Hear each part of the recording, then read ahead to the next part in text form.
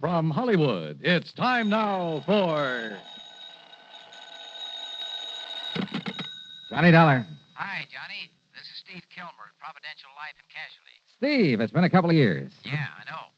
Listen, Johnny, how'd you like to attend a wedding? Well, why not, as long as it isn't mine? Yeah, I know what you mean. Oh, you're a bachelor, too, huh? Well, I would be if it weren't for a wife, 4 kids, and a couple of grandchildren. Whoops. Johnny, do you by any chance remember Martha Mayfield Merriman? The old gal down in New York who owns Consolidated Tire and Rubber Company? Yeah, and a half a dozen other companies. Well, sure, one of my old sweethearts. Don't you remember back in '57 when I cleared up that false report of her death? Well, I thought she rigged that herself in order to make a killing in the stock market. Well, of course she did. But, Steve, she must be 73 or 4 years old. 74. Well, don't tell me she's getting married again. No, it's her son, Edgar. Oh. But she insists that you be among those present at the ceremony. Well, now, that's kind of funny. I wonder why. Yeah, so do I. And I wonder why she'd have me call you. Unless she anticipates trouble of some kind. Johnny? Okay, Steve. I'll run on down there.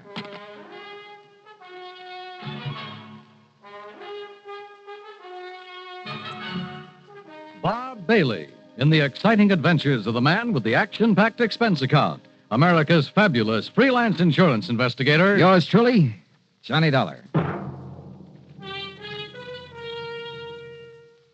And now, Act One of yours truly, Johnny Dollar.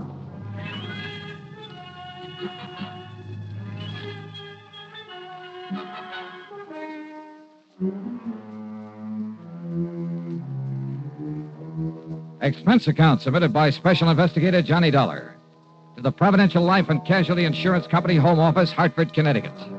Following is an account of expenses incurred during my investigation of the Shankar Diamond matter. Expense account item 1, 780, train to New York in a cab to the Brownstone House on Sutton Place. Martha Mayfield Merriman, who looks more like somebody's cute little grandmother than a clever stock market operator, but who thinks and sounds like, well, judge for yourself. Can you dig that, Johnny? That sprout of mine is finally taking the leap. The sucker. Well, after all, Martha. Say, how about you, Johnny? How about what about me? You know, marriage. Well? Let's change the subject, huh? Turn me down, huh? Well, then I'll just have to wait a couple of years and try again. Or has that Betty Lewis been making time with you behind my back? Oh, do you know Betty? No, but I heard the broadcast of that case where she kept you from getting knocked off by that gangster, that Curly Waters. Yeah, Martha, she saved my life. And then didn't have sense enough to get her hooks in you, huh? Johnny, the dames nowadays are really slipping. Just don't you forget, though, that I've got a lead on all of them, because I've already proposed to you. Martha, you are a doll. Sure I am. And if I was a couple of years younger, Johnny, I'd run you ragged. What do you mean if you were a couple of years younger? Have you forgotten our night on the town after I handled that other case for you? Hey, we really had a ball, didn't we? Oh, boy, it took me nearly a week to recover. Well, then we'll just have to do it again after this wedding's over with. Speaking of which, how would you like a little snort? Larkin. Well, don't you think maybe we'd better... Oh, of course you would. Larkin. Larkin. You called, madam? Fine thing, snooping around outside the door, eh? Trying to find out what Johnny Dollar's doing here. Oh, certainly not, madam. Of course you were. Now bring us a couple of drinks. Scotch on the rocks okay, Johnny? Sure, anything. Well, up to it, Larkin. Oh, and crack the wall safe and bring me the ring. The ring. Very good, madam. No, good old Larkin. He's leaving me, you know, and I'm really going to miss him. Hey, wait a minute, Martha. Larkin has the combination to your wall safe? Why not? What would he ever do with the junk I keep stashed away in it? Well, what kind of junk? Just some odds and ends and necklaces and brooches and rings, mostly. A couple of bracelets. And what's the ring? A Shankar diamond. What? Isn't that the one I've read about? Probably. The one supposed to be the opposite of the Hope Diamond that's supposed to have good luck charm about it? No, neither. Why, that thing's worth close to $1 million, isn't it? That's what the insurance company says. And you plan to wear it when your son Edgar gets married? Well, it's silly superstition, I suppose, but maybe it'll bring him and Mary Luann good luck in their marriage. Mary Luann? Mary Luann Melanie Beaufort Exum Culpepper. Sounds like something out of Gone with the Wind. The most gorgeous belle in Greensboro, North Carolina, sir. Oh, is that where the wedding's going to be? And at the old family plantation right outside of town. You're going to escort me to the wedding and the bang-up reception afterward. I understand those southern folks really know how to throw a wingding. Hey, tell me, Martha, do you expect somebody to make a try for that diamond? Well, sure, I always do. Some of the top jewel thieves in the country have tried to snatch that rock. who else knows that you've called me in? Not a soul. Oh, good. Let's keep it that way. I'm with you. Okay, then. I'll run on back to Hartford and get some clothes to fit the occasion.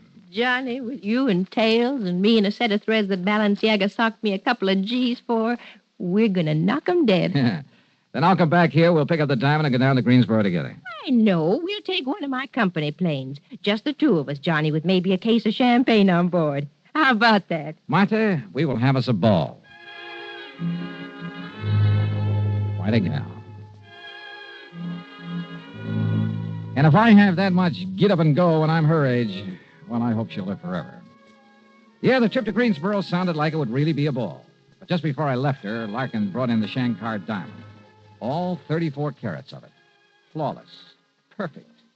Beautiful. And it suddenly occurred to me that somebody who wanted that stone, wanted it really bad, might not hesitate to kill for it.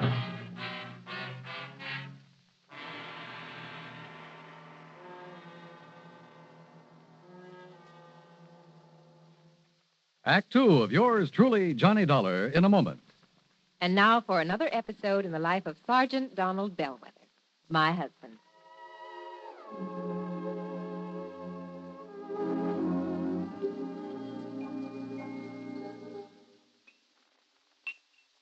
Oh, that's what I call a good dinner, Reba. Oh, that was delicious. Well, I'm glad to hear that, dear. More coffee? Yeah, just about a half a cup, please.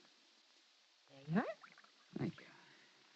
Now, tell me all about your safety class. Did the boys enjoy your speech? Oh, yeah, they sure did. Thanks to you, I did quite well. My lieutenant complimented me afterward. Well, good. Yeah, but that same lieutenant threw me a curve, too. How, dear? Well, after I gave my talk, he asked the men if there were any questions. Well, that did it. But one of the guys stood up and said, look, Sarge, you claim there were over 95,000 deaths and over 9.5 million people injured in accidents in the U.S. last year. Looks to me like all those safety campaigns and slogans are doing no good at all. Well, how did you answer it? I didn't. I couldn't think of an answer. I got out of it by saying I'd have more facts and figures at the next meeting. All right, let's see now. Oh, yeah, here it is. Now, first, Sergeant Bellwether, you start off by telling the boys that since 1913, the accidental death rate has been reduced 35%. Mm-hmm.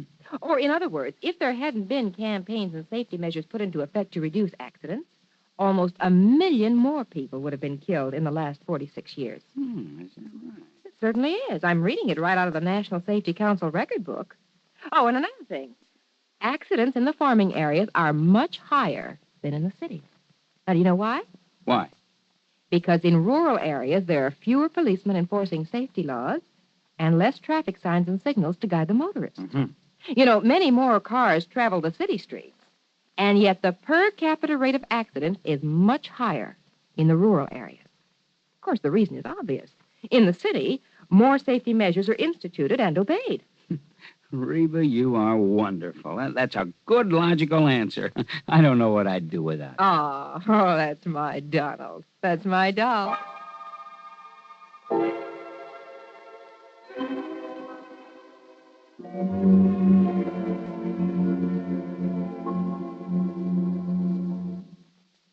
And now, Act two of yours truly, Johnny Dollar and the Shankar Diamond Matter. Expense account item 2, $16.50, the trip to Hartford for my formal clothes, then back to New York and the home of Martha Mayfield Merriman. By the time I arrived, she was packed for the trip to Greensboro, North Carolina, and the wedding of her son Edgar. Her chauffeur drove us to the airport and then, much to my surprise, took over as pilot of the huge private 2-engine plane that was waiting for us. Within a few minutes, we were airborne and on our way. And in my pocket was the ring, the Shankar diamond. What are you looking so glum about, Johnny? You, Martha. Oh, what are you talking about? I'm the one who ought to have the sourpuss. I proposed to you. You turned me down. Martha, I don't think you really leveled with me. You think I wouldn't marry you? You're good-looking. No. I mean about this diamond. Well, now, Johnny, I don't dig you. Well, if there'd been some real serious attempts to steal it before, I would have been warned by the insurance company. Well, so they forgot to tell you, is all. Is it? Or do you have reason to think that somebody's going to try to get it now, while you're away from your usual police protection? I thought so. Okay, Martha. Who? Did you get a look at my chauffeur, Johnny? The laddie who's steering this crate? Well, I could hardly help it. If you mean to say... Yes. Yes, Johnny, I think the only reason Eric ever took a job with me was to get his hands on that diamond. Eric who? Eric Melvin Chatterley. Chatterley. Yes, he's a distant cousin of Larkin, my butler, And Larkin's leaving you shortly. to spend his last days in his beloved England. Did Larkin recommend him to you? No. Actually, he didn't even know much about Eric, in spite of their being related. Well, how long has Larkin been with you? Oh, years. And this Eric? 5 or 6 months. Martha, why do you suspect him? Well, now, 2 reasons. In checking up on him after I hired him, I found out that his old man, Byron Chatterley, is still serving time in an English prison. What for? He was a jewel thief. Sure. I remember reading about him. He was a real expert, painstaking and patient. Spent over 3 years working on a plan to get hold of the crown jewel. But he didn't plan long enough, and that's when they nabbed him. And some of the head shrinkers are right. If crime is in Eric's blood, well, What was your second reason? about a week ago, I found Eric alone in the study. And I think he was casing the wall safe. But you're not sure. He had a dust cloth, and he started flicking it around, muttering something about giving Larkin a hand, which is highly unlikely. You didn't accuse him. No. I just made it known that I was going to take the diamond with me to the wedding, and I sent for you. But if he knows who I am, what my business is... I don't see how he can. I beg your pardon, madam. Wait, Johnny. Is there any way he could have been hearing us up there in the pilot's compartment? No, I don't see how. Yes, Eric? We'll land in Greensboro in about 5 minutes, madam. Thank you, Eric. We'll be ready. Well, Johnny? Martha, the only time you'll have this diamond is at the wedding. And the reception. After all, that's the only chance us old biddies will have to show off our furs and jewelry. Okay, and the reception. The rest of the time, it'll be right here with me. But nobody's to know that. Martha could be wrong, of course. About Eric, I mean. The fact remained that within a few hours, everybody in Greensboro knew about her being there with the Shankar diamond. The Culpeppers made us comfortable in the old mansion. The suite they gave to Martha was big enough to house a family of 12. During the next 24 hours, the place was, well, I'd call it a kind of dignified madhouse, what with all the preparations for the wedding. There were house guests by the dozens. Some were obviously very wealthy, but some had just as obviously seen better days. And I couldn't help wondering if a couple of them might have designs on that $1 million diamond. I stayed as close to Martha as possible and at the same time kept a constant watch on Eric. The police who'd been hired for the occasion appointed him as a special guard. Darn fools. They didn't know it, but they were playing right into his hands. If, that is, Martha's suspicions were right. Then, late the following afternoon, the wedding went off without a hitch. The blushing bride was beautiful, and the bridegroom looked appropriately happy. After the ceremony, the ladies all retired to bedeck themselves in their most fetching gowns and furs and jewels. And finally, about 8 p.m., the big reception got underway. There must have been a couple of hundred people in that ballroom, and the champagne and bourbon flowed like water. Yeah, and I danced with some of the prettiest, most gorgeous girls I've ever seen, right out of Charles of the Ritz. Then, it must have been well after midnight, I caught a glimpse of a shadowy face outside one of the big French windows. As I looked again, it disappeared, but I was sure that it was Eric. I excused myself from Martha, with whom I'd been talking, and, well, that was a mistake. As I reached the window, all the lights suddenly went out, and behind me I heard a scream. It was Martha, no question of it. By the time I fought my way back through the crowd to where I'd left her, the lights came up again. And yeah, there she lay, unconscious on the floor. The Shankar diamond stripped from her finger. Act 3 of yours truly, Johnny Dollar, in a moment. Do you know who said, absolute freedom of the press to discuss public questions is a foundation stone of American liberty? Those words were said by former President Herbert Hoover. Mr. Hoover was well aware of the important role that freedom of the press had played in the creation and growth of the United States of America. He realized that without freedom of the press, no democratic form of government could exist. One of the first steps in the path toward totalitarianism is the creation of a controlled press. A free press hampers the work of a potential dictator. When the press is free, the people of a country are free. When the press is not free, the people of a country are in danger of slavery. Remember the words of Herbert Hoover. They are part of your American heritage. freedom of the press is a foundation stone of American liberty. And now, Act 3 of yours truly, Johnny Dollar. Within a few minutes of the time the lights had gone out and Martha had been robbed, we had her upstairs in a suite, a doctor in attendance. Fortunately, she'd only fainted from shock and the pain of having the Shankar diamond forcibly stripped from her finger. I acted fast. I had the special police haul Eric Chatterley into Greensboro. Then, after organizing a methodical search of the old mansion, I checked around outside the window where I'd seen Eric's face. And there, sure enough, was a main fuse box where the lights had been turned off. I checked back with Martha to be sure she was okay, then borrowed a car and drove into Greensboro to police headquarters. You all better give us some other reason to hold them on, Mr. Dollar. What do you mean, Chief? My boys went over every stitch on him, but they've found absolutely no sign of that diamond you're talking about. How about his quarters there at the plantation? Now, you know as well as I do, sir, he had no chance to hide anything, except on his person. Hey. No, sir, unless you can prove me wrong, we got no reason to hold him. Wait. Where's the nearest hospital? Hospital? Yes. And, Chief, I give you odds I can find that diamond on Eric Chatterley.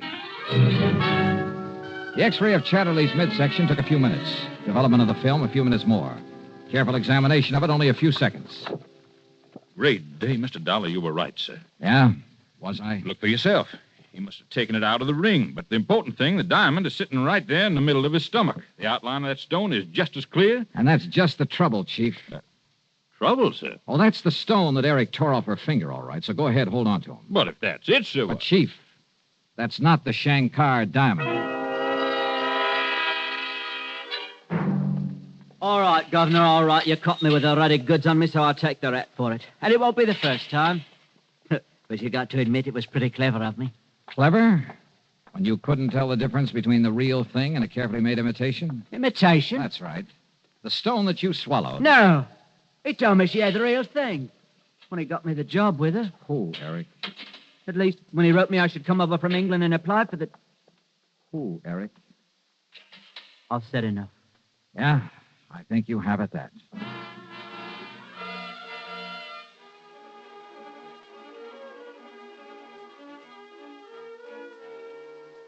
Eric have the combination of that wall safe? Of course not. As I told you, the You're only... sure, Martha? Well, of course I am. When you say paste and imitation... Johnny, are you kidding? When's the last time you wore the Shankar diamond? At the big charity ball last spring. If it was the Shankar, not this imitation you're talking You about. haven't had it cleaned or checked by a jeweler since. No, why should I? Then it probably wasn't the Shankar, and you're sure you didn't know about this imitation. Do you think I'd go around flashing a phony? Now, look here, Johnny. I love you dearly, but don't you cool me with a line like that. Don't rile me, boy. Okay, honey, okay. Keep your head on. Just get ready for a quick trip back to New York. As soon as I can find us another flyboy. During the flight back to New York, Martha asked a lot of questions, but I sidestepped all of them, promised her a real dramatic ending to the case. And I kind of quietly prayed for one myself. When we reached the old brownstone house on Sutton Place, we told Larkin the butler about the robbery. Then, at my insistence, went upstairs to his quarters on the 4th floor. Here you are, sir. Afraid I don't understand. You've sure got me bugged, too, Johnny. Larkin, I see you're already packing for your trip back to dear old England. Yes, sir. During my 4 years of service with Madam, I find I've accumulated quite a... I beg your pardon, sir? I'm going through every one of these bags of yours, Larkin. Now, Johnny. Maybe even tear them apart to look for false bottoms, hidden compartments. Sir. I'll do the same thing to your clothes, your shoes, if necessary, until I find the Shankar diamond. Mr. Dollar, Madam. Now, Johnny, what's the gag? Sometimes blood will tell. Isn't what that head shrinker said to you? Well, yes, Yeah. but I...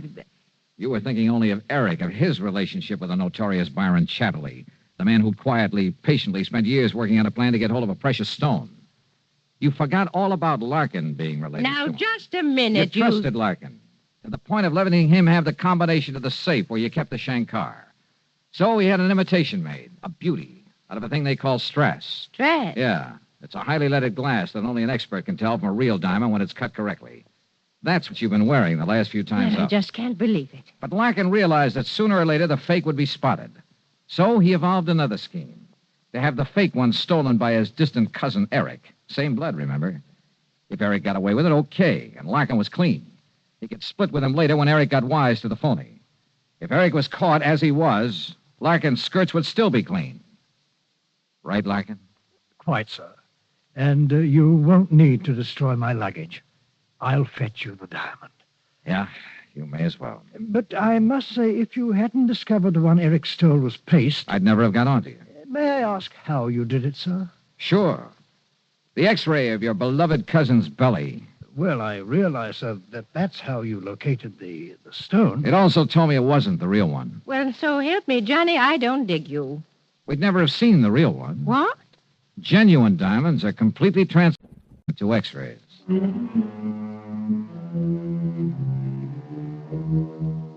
So, the diamond's safe and sound, and Larkin and his dearly beloved cousin are in the clink. Martha was a bit upset over what Larkin had done, but, well, she'll get over it. Yeah, and I sure hope I get over this headache. That brawl she threw for me by way of celebration was a dilly. Expense account total, including incidentals and the trip back to Hartford? Call her $50. Yours truly, Johnny Dollar.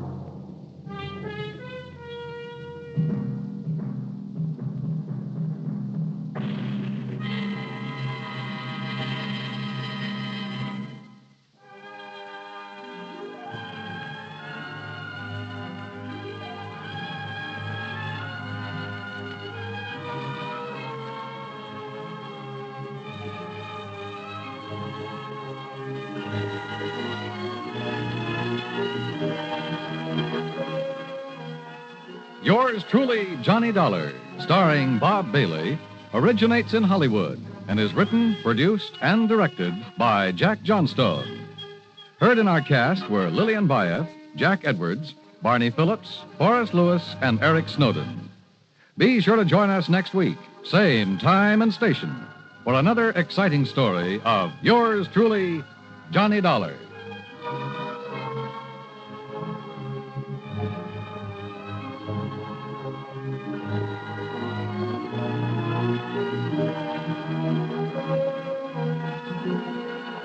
This is Dan Coverly speaking.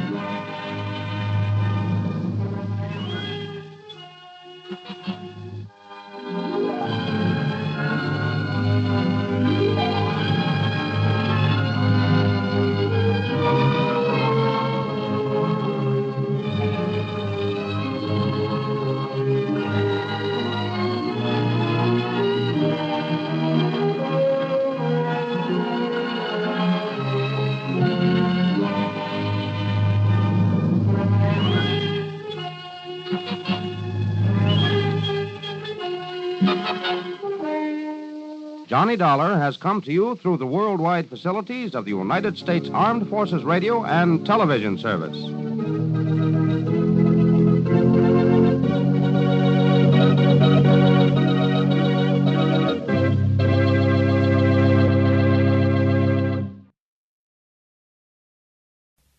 From Hollywood, it's time now for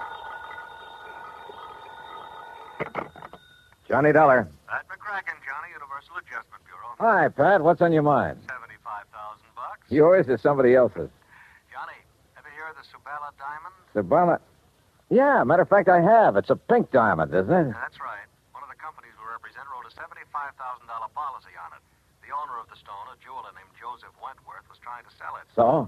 So last night, the Subala diamond was stolen. I'll be right over.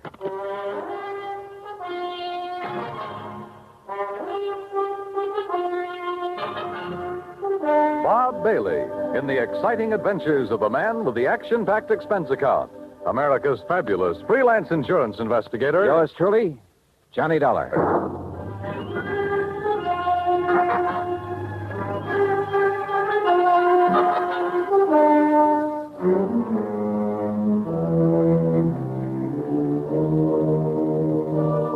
Expense account submitted by Special Investigator Johnny Dollar to the Universal Adjustment Bureau, Hartford, Connecticut. Following is an account of expenses incurred during my investigation of the Rolling Stone matter. Expense account item 1, $1.20 cab fare from my apartment to the office of Universal Adjustment Bureau. Pat McCracken gave me what additional dope he had, which wasn't much, and I headed for New York. That's item 2, $26.40, and the apartment of Joseph Wentworth. I was just released from the hospital an hour ago. They kept me overnight for observation. Nothing serious, I hope, Mr. Wentworth. No, I was hit on the back of the head. At first, they suspected a skull fracture, but it was only a slight concussion. Well, you're lucky. Practically my total assets stolen, and you call it lucky. You mean the Sabala diamond? I borrowed heavily to purchase that stone, Mr. Dollar. I'm afraid I'm just about ruined. Well, if I'm not mistaken, it was insured for $75,000. You don't understand. The insurance money will barely cover the loans. The diamond wasn't insured for its full value. Oh, I see. And what's worse, I had a customer for it. I was almost ready to close the deal. Could have gotten at least $100,000, maybe more. Try to tell me exactly what happened, Mr. Wentworth. Last evening, Eloise stopped by the shop at 6. We were going to have dinner together. Eloise? Eloise Barnes, my fiancée. I started to close up, and I remembered I'd forgotten to put some things in the safe.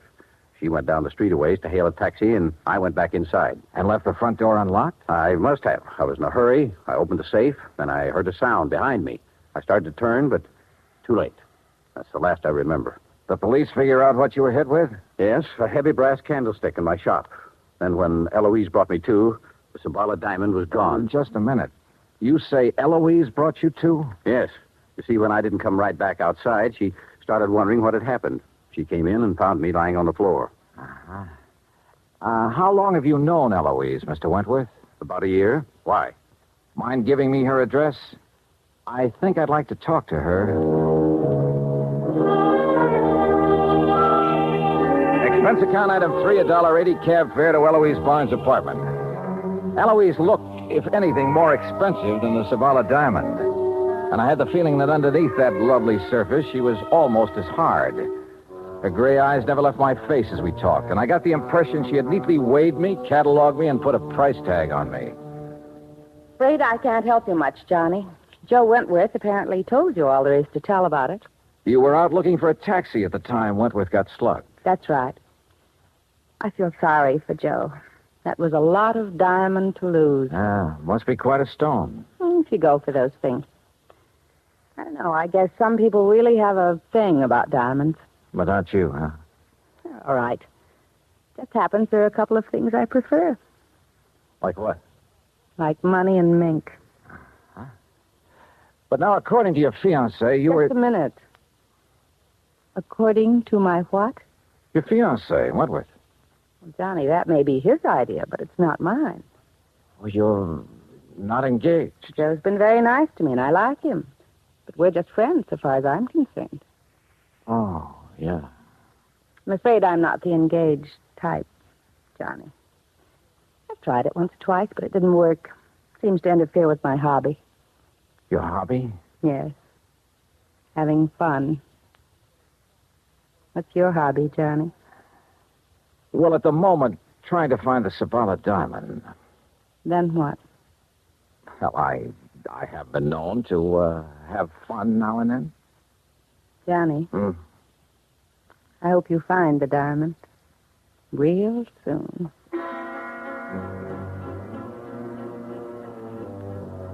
The invitation was printed in large type. But this was no time for an RSVP, especially since I remembered Wentworth mentioning a customer who'd been anxious to buy the diamond just before it was stolen. I called Wentworth and got the man's name, Gerald Mantell, who had an apartment just off Fifth Avenue in the East 70s. Ah, yes, Mr. Dollar, the Sabala diamond. An exquisite stone. The pink radiance of it when it caught the light. Positively hypnotic. Such a pity it was stolen. Mr. Wentworth tells me he was negotiating with you for the sale of that diamond. That is correct. Unfortunately, we had reached a stalemate yesterday. You see, he wanted more than the diamond is worth. Well, maybe that's a matter of opinion. Mr. Dollar, I am a collector and a connoisseur. I know what such things are worth. Oh, yes. I only hope it'll be recovered before Friday. It would make things so much more enjoyable for me. What happens Friday? I am leaving for Europe. Oh? Business trip? Not really. As a matter of fact, more of an impulse than anything else. Uh-huh. Anything wrong with that? Well, Mr. Mantell, that's a good question.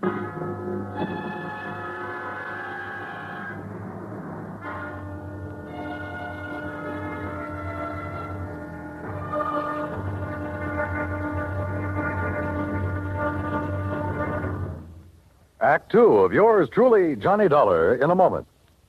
Our flag now numbers 50 stars. And behind each star there stands yet another flag representing one of the 50 states.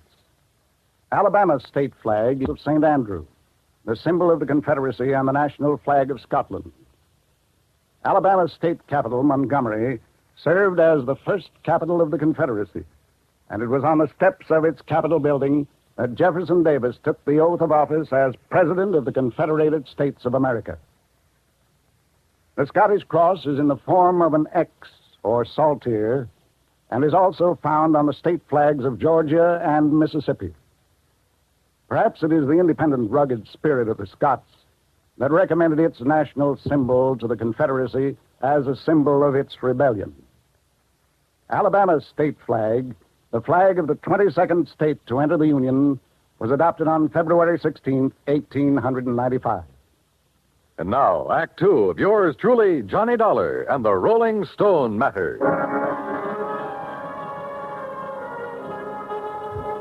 I went back to my hotel, stretched out on the bed, and went over the whole thing in my mind. Eloise, who liked the things that money could buy, and who supposedly had been looking for a taxi while Wentworth was slugged and the diamond lifted.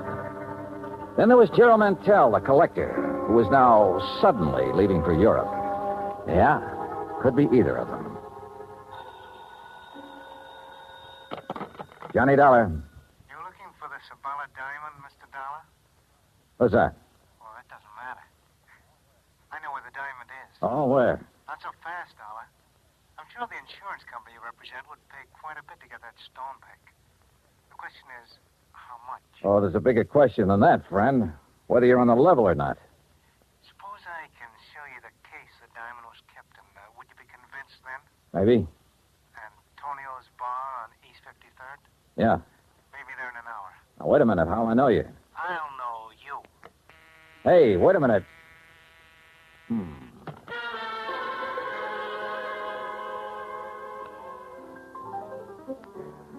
Item 4, $2 even drinks at Antonio's while I waited for my telephone buddy to contact me. A half hour went by, nothing happened. Then somebody came in and went to a corner booth. Not the person I'd been expecting, but just as interesting. So I went over. Hello, Eloise. Johnny, sit down. Ah, thanks. Expecting someone? All sorts of people. But this is a pleasant surprise. What brings you around here? Business, I thought. You know, Johnny, you've got a one-track mind. Always business. With that attitude, you miss a lot. I don't doubt it. Oh, here you are, Eloise. Oh, why, it's Mr. Dollar. Well, Mr. Mantell. Sit down, Gerald. I didn't know you two knew each other. Oh, yes, we've been friends for years. As a matter of fact, it was Eloise who told me about the Sabala diamond. Oh? You didn't tell me that, Eloise. You didn't ask me, Johnny. Oh, Gerald, the head waiter seems to be signaling to you. That's so I see. I'll be right back. Well, look, Eloise, I think I better be getting along. Don't leave, Johnny. Well, you've got a date with Mantell. Oh, he just wanted to have a drink with me before he left for Europe. I told him I was meeting Joe Wentworth here, so he said he'd stop by for a minute. Did Wentworth know that you and Mantell are old friends? I saw no reason to tell him, Johnny. Joe's very tiresome about things like that. You mean he's jealous? I wonder what happened to Gerald. This trip he's taking to Europe, I gather he got the idea rather suddenly. Gerald's very impulsive that way. Yeah. Well, I'll be getting along, Eloise. Looks like the man I came here to meet isn't going to show. I can't imagine what's keeping Joe. I'd say we've both been stood up, Johnny. Maybe we should do something about it, Well, as I told you right now, the only thing I have on my mind is... I know. That diamond. A girl could get tired of waiting, Johnny. Eloise, I don't think you've ever waited very long for anything. See you later.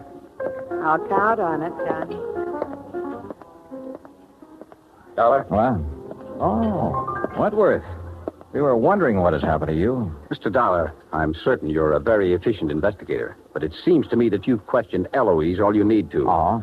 Or have your conversations with her now reached the unofficial stage? Oh, now look, If Wentworth. that is the case, and I suspect it is, I'd better remind you that Eloise... Maybe I'd better remind you of a couple of things, Wentworth. In the first place, you... Mr. Johnny Dollar. Yeah, over here, waiter. Dollar. Oh.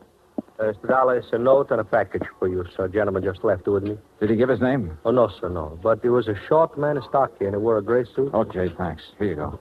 Oh, thank you. As I started to say, Dollar. Dollar, what do you want with? Couldn't take a chance contacting you. Somebody was following me. Contents of the package will show you I know what I'm talking about. We'll contact you later. What's this all about, Dollar? It's from a man who phoned me a couple of hours ago. If it's what I think is, and his package... Yeah. Empty jewel case. Your name on it, Wentworth. What?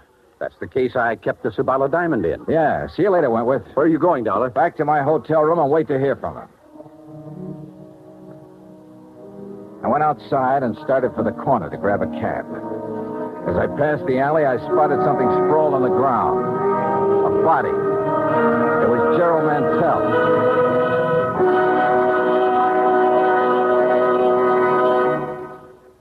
Act 3 of yours truly, Johnny Dollar, in a moment.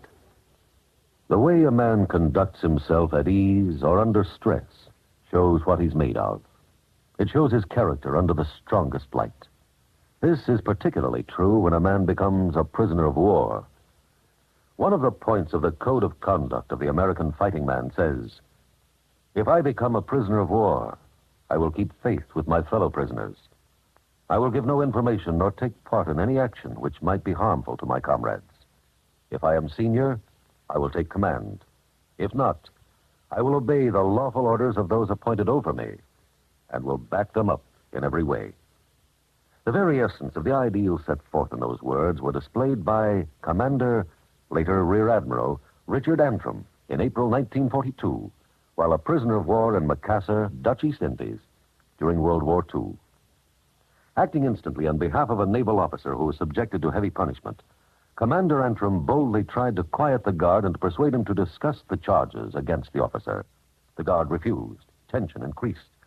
The entire enemy prison force was faced by 2,700 allied prisoners. An order was given to continue the punishment. Suddenly, Commander Antrim, at the risk of his own life, stepped forward and volunteered to take the remainder of the punishment. This sudden move got a roar of acclaim from the inspired allied troops and so amazed the enemy that both men were spared any further indignities or punishment. Commander Antrim's heroic and unselfish conduct brought about better conditions for the prisoners and earned new respect for American officers and men. Commander Richard Antrim upheld the highest ideals of an officer and earned for himself the Medal of Honor. And now, Act 3 of yours truly, Johnny Dollar and the Rolling Stone Matter.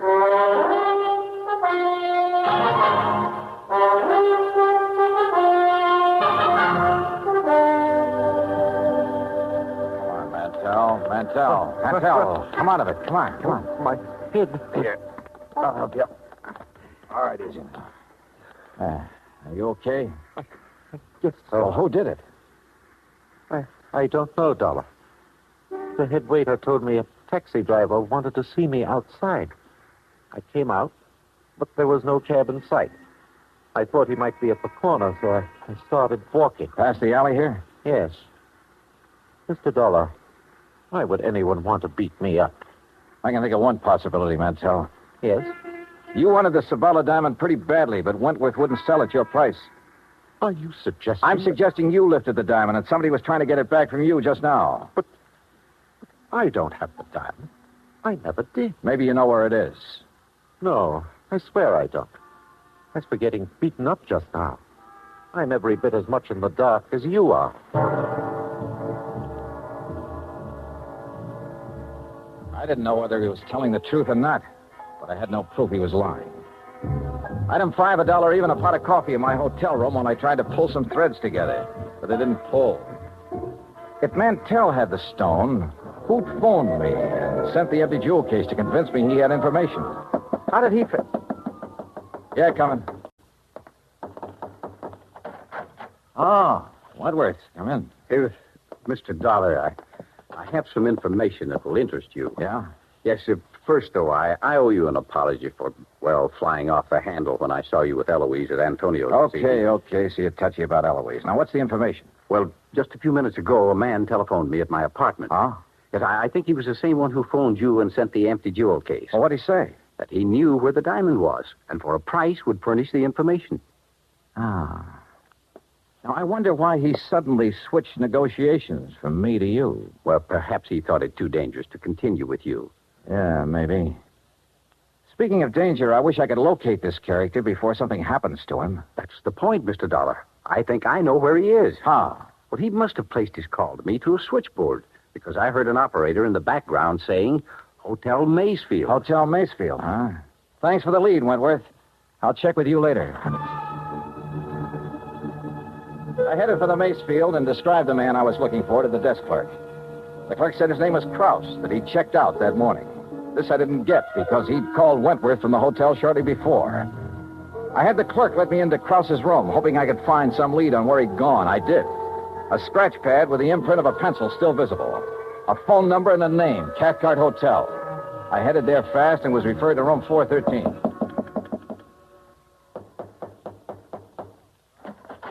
Hello, Krause.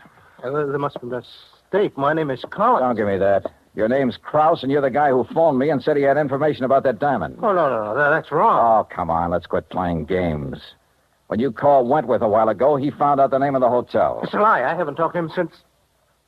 Yeah. Yeah, that's what I thought. Wentworth lied about that phone call.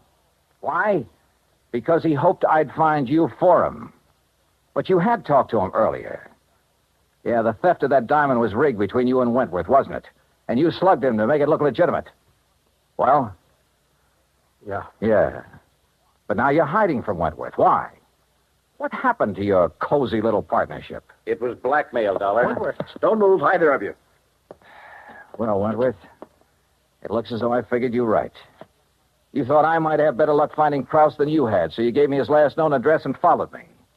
Now, what's this about blackmail? I thought I could trust you, Krause. Look, I wasn't really going to blackmail you. You got to believe that. I think I get it now.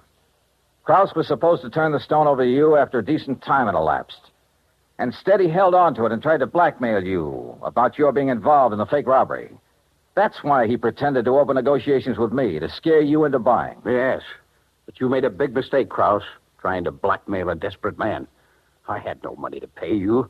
I needed every cent from the insurance and from what we'd get for the stone when it was cut and sold. Why, Wentworth? Why'd you need the money? For Eloise? For Eloise. Does she know about all this? No, she knows nothing about this. But she wants so many things, and I want to give them to her. I've got to hold on to her. Brother. Oh, you wouldn't understand. You don't know what it's like when a girl like that gets into your blood. You're willing to do anything. Like a couple of murders, Wentworth? You willing to add them to your list, too? Yes. Yes, I am. Oh, now, look, put that thing down. Why don't you stop kidding yourself about Eloise? She loves me, Dollar. I tell you, she loves me. Are you kidding? She told me what she loves. Mink and money. How long do you think she'd stick with you after the money ran out? Get back. Stay where you are. You're a thief and a fool, Wentworth, but you're not a killer. Stay away. So you just better give me that gun right now. Thanks.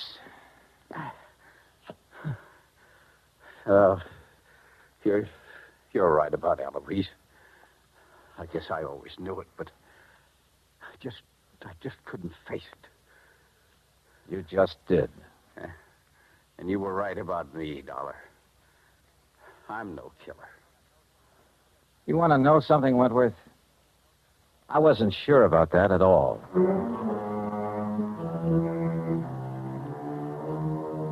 Expense account total, including the trip home, $146 even. Remarks? Krause handed over the diamond. He and Wentworth are both in custody.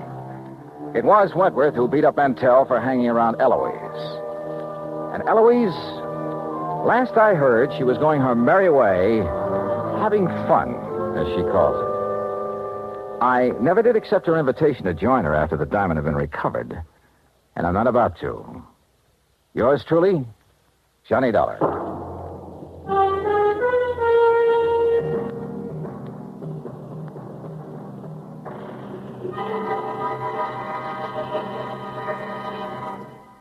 Our star will return in just a moment. Our flag now numbers 50 stars, and behind each star there stands yet another flag representing one of the 50 states. The origin of Hawaii's state flag has been the subject of much debate. It is now believed that it was the work of foreign advisors to King Kamehameha. Legend also has it that it was designed at the request of King Kamehameha by George Beckley, an English sea captain. The flag consists of 8 horizontal and alternating stripes of white, red, and blue, representing the 8 major islands in the chain. Also represented is the British Union Jack, a reminder of Captain Vancouver, who on his voyage around the world in 1794 gave King Kamehameha a British flag and the promise of British protection. The Union Jack is also a reminder of Captain James Cook, who discovered the Hawaiian Islands in 1778. Hawaii's state flag, the flag of the 50th state to enter the Union, was adopted in 1845. Now, here's our star to tell you about next week's story. Next week, well, the title of the yarn is The Ghost to Ghost Matter, and the story lives up to it. So join us, won't you? Yours truly, Johnny Dollar.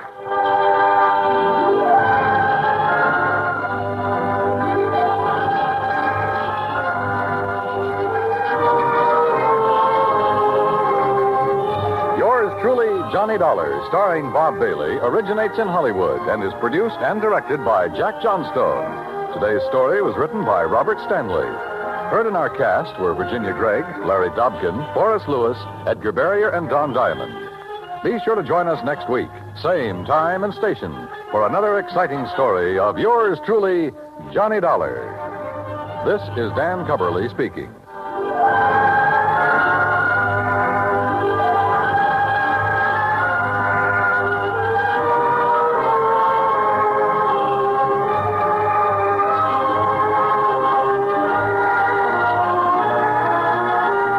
United States Armed Forces Radio and Television Service.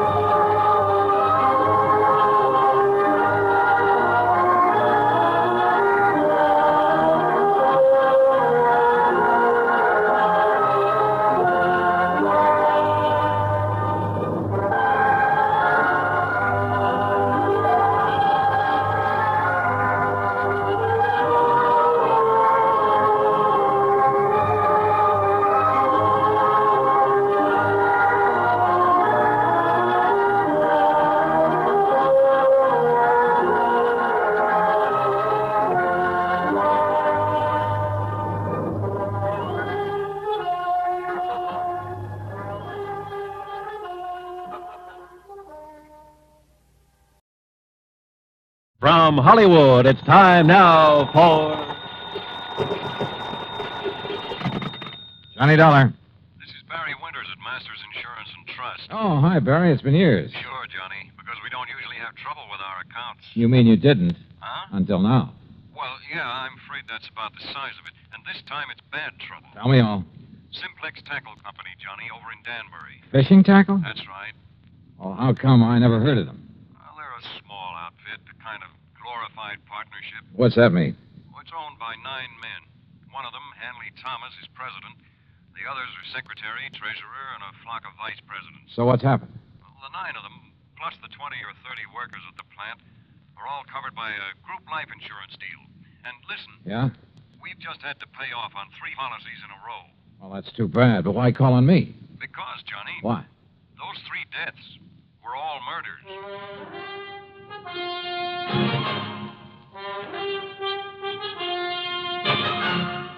Bob Bailey in the exciting adventures of the man with the action-packed expense account, America's fabulous freelance insurance investigator. Yours truly, Johnny Dollar.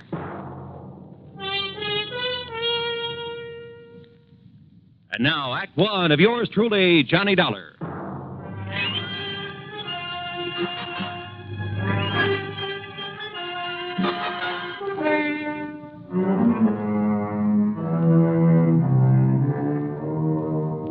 Expense account submitted by Special Investigator Johnny Dollar to the Masters Insurance and Trust Company, Home Office, Hartford, Connecticut. Following is an account of expenses incurred during my investigation of the ugly pattern matter.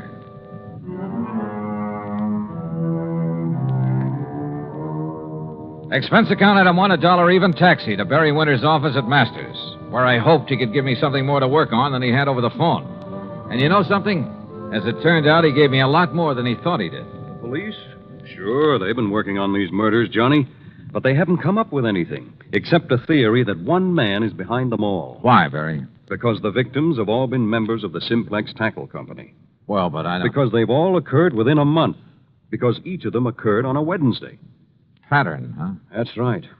And also, Johnny, because there's been no apparent reason for any of them. Have the police found anything? Nothing. Same kind of weapon used in each case? No.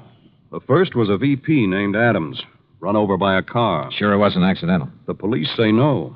The second, John Bowers, was strangled, and Frank Dalvers was shot in his own home.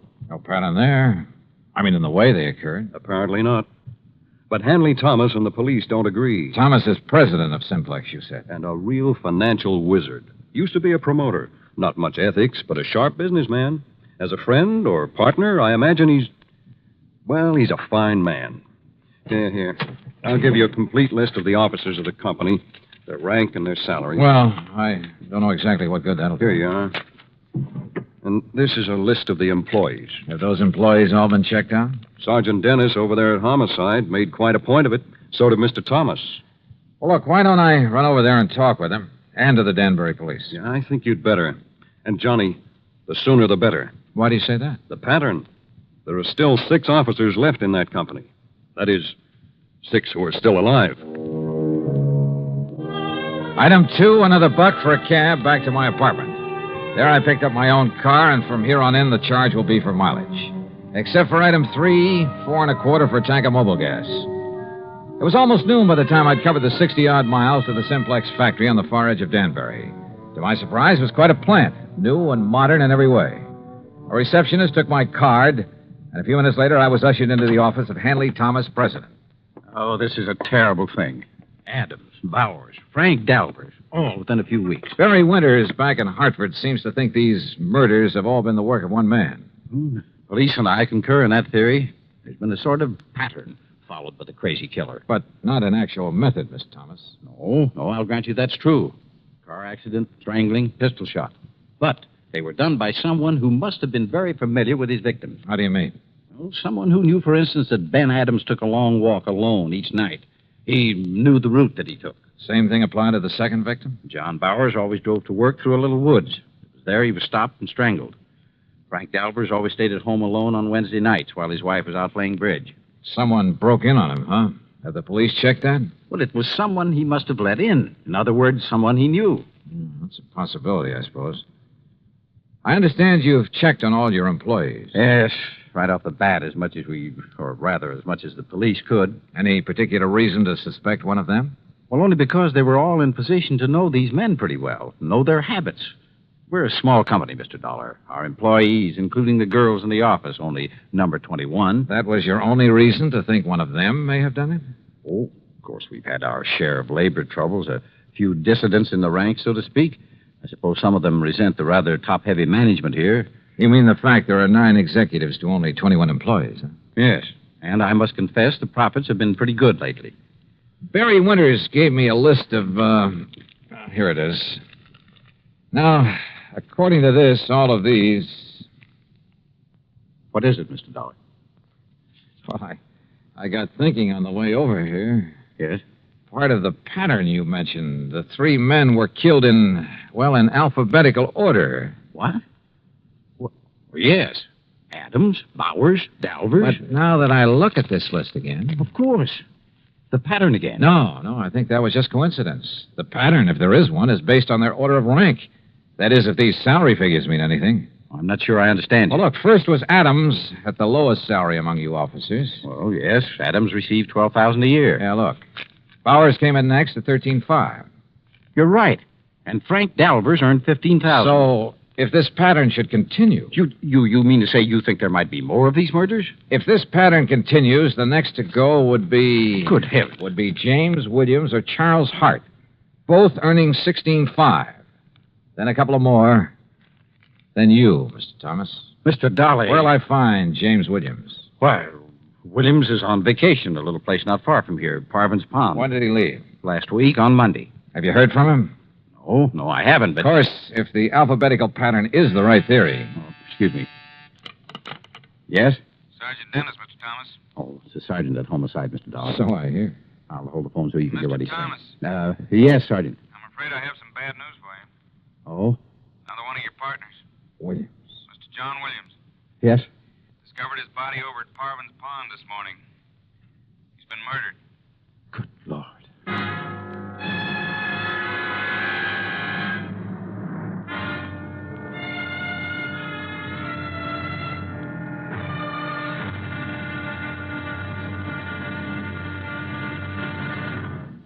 Act two of yours truly, Johnny Dollar, in a moment. And now, Act two of yours truly, Johnny Dollar, and the ugly pattern matter.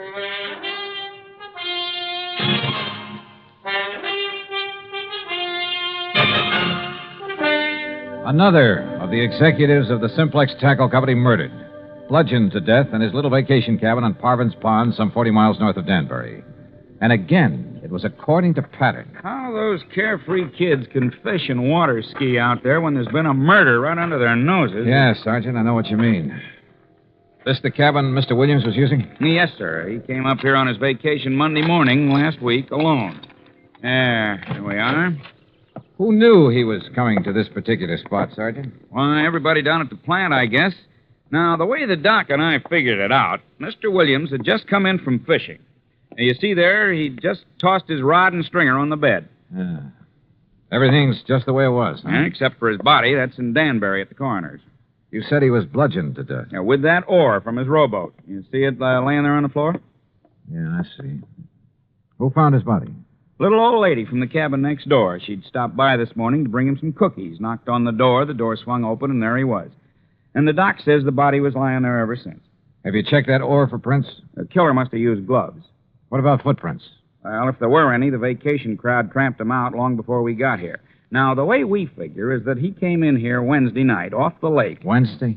Yes, Mr. Dollar, just like the other ones. It happened on Wednesday, a week ago tomorrow. Pattern again. Yes, sir. And if you ask me, it's the pattern of a madman.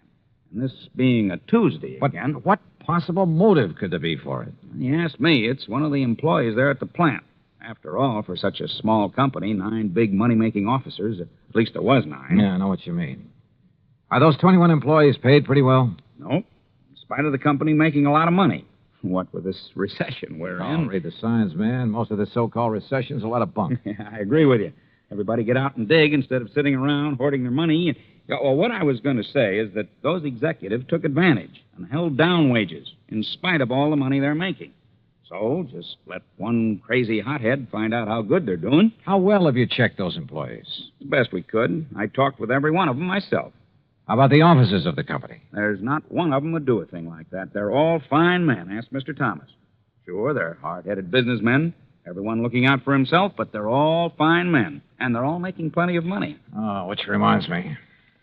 What's that, Mr. Dollar? A list of the officers and their salaries. And according to this, if there's to be another victim... Another? Oh, no. I worked out another step in the pattern of these murders, based on the earnings of these men. Then, Mr. Dollar, who will it be? It won't be anybody if I can help it. But, Sergeant, I may have to ask you to put a 24-hour watch over an officer of that company named Mr. Charles Hart.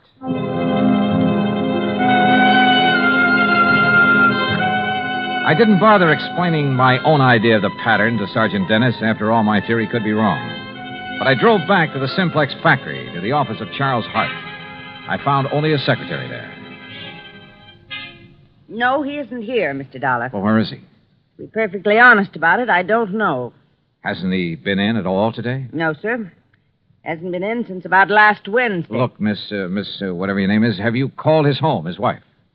He's a bachelor, Mr. Dollar, and lives in a little apartment in Danbury. Have you tried to call him? Oh, no, sir. You see, there was Does Mr. Thomas know about his not being here? There's nothing unusual about Charlie's leaving without telling us, Mr. Dollar. Oh, Mr. Thomas. He often goes off on sales trips like this. He was last seen the day Mr. Williams was killed. Well, surely you don't think Charlie Hart had anything to do with Jim Williams being... Oh, no. Did you find out anything over at Parvin's Pond? No, not much, I'm afraid. Of Could this Charlie Hart have had any reason for wanting Williams out of the organization and Adams and Bowers and Dalvers? Of course not. Yes. Yes, he could. What? Miss Gregg. What do you mean by that? Mr. Hart was the one who built up this company, the one who developed the products, put all his money in it. Now, just a minute. He's the one who sold all the product that made all the money. He and Mr. Adams were the ones who started the business. Is that true, Mr. Thomas? Yes, of course. And when Mr. Thomas and his relatives came along... Miss Gregg. What she says is true, Mr. Dollar. Charlie Hart and Ben Adams did start this business. They took on a couple of partners, Al Bowers and Frank Dalvers. They were the ones who decided on the expansion program, who came to us for the financing. With the others gone, it should have been Mr. Hart's company. Wait, Miss Gregg. Our financing made this present operation possible. But to imply that Charlie could have been driven by jealousy or any other motive to commit these crimes, that's absurd. How could you suggest such a thing, Miss Gregg? I didn't say he did it. I only tried We know what you said, and you've said enough. Tell me one thing, Mr. Thomas. Yes? What happens to his share of the business when one of the partners dies? Or in this case, when he's murdered? Well, the other partners absorb his share. Then, if Charlie Hart eliminated one of you, it would add to his holdings. That's true. Okay, I'll see you later. But, Mr. Dollar, if you believe for one moment that Charlie Hart... Why, I've known him for years. Yeah? Well, I think I want to know him a little better.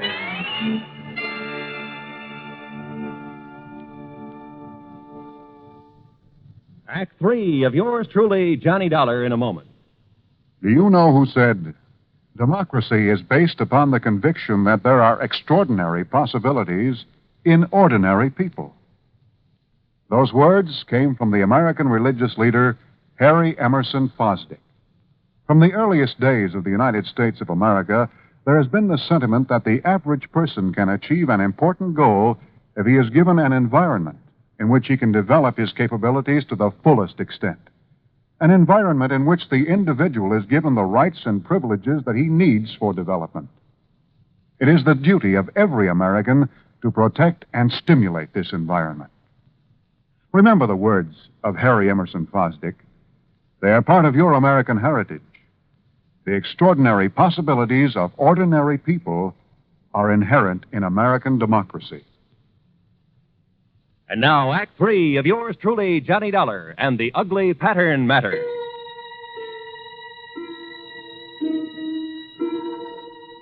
It was pretty plain that Charlie Hart, supposedly next on the list of victims, had plenty of motive for eliminating some of his partners in the Simplex Tackle Company. I guess the same applied to any other member of the company. But he, having started the business, knew all about the others, their plans, their habits. And he'd been last seen just prior to the murder of James Williams. I got his address, hopped into my car, and drove back to Danbury. But ringing his bell and pounding on his door got me nothing. Here, young man. You want Mr. Hart? You'll probably find him at the factory. Are you the building superintendent? That's right. Then I want you to let me into Mr. Hart's apartment. Well, now. All right, just a here minute. are my credentials. I'm an insurance investigator. Investigate. Yeah, here, see? Johnny Dollar, special. And if that isn't enough, here's a 5-spot for your trouble. 10. Well. But now don't you let on that Okay, Dad, thanks.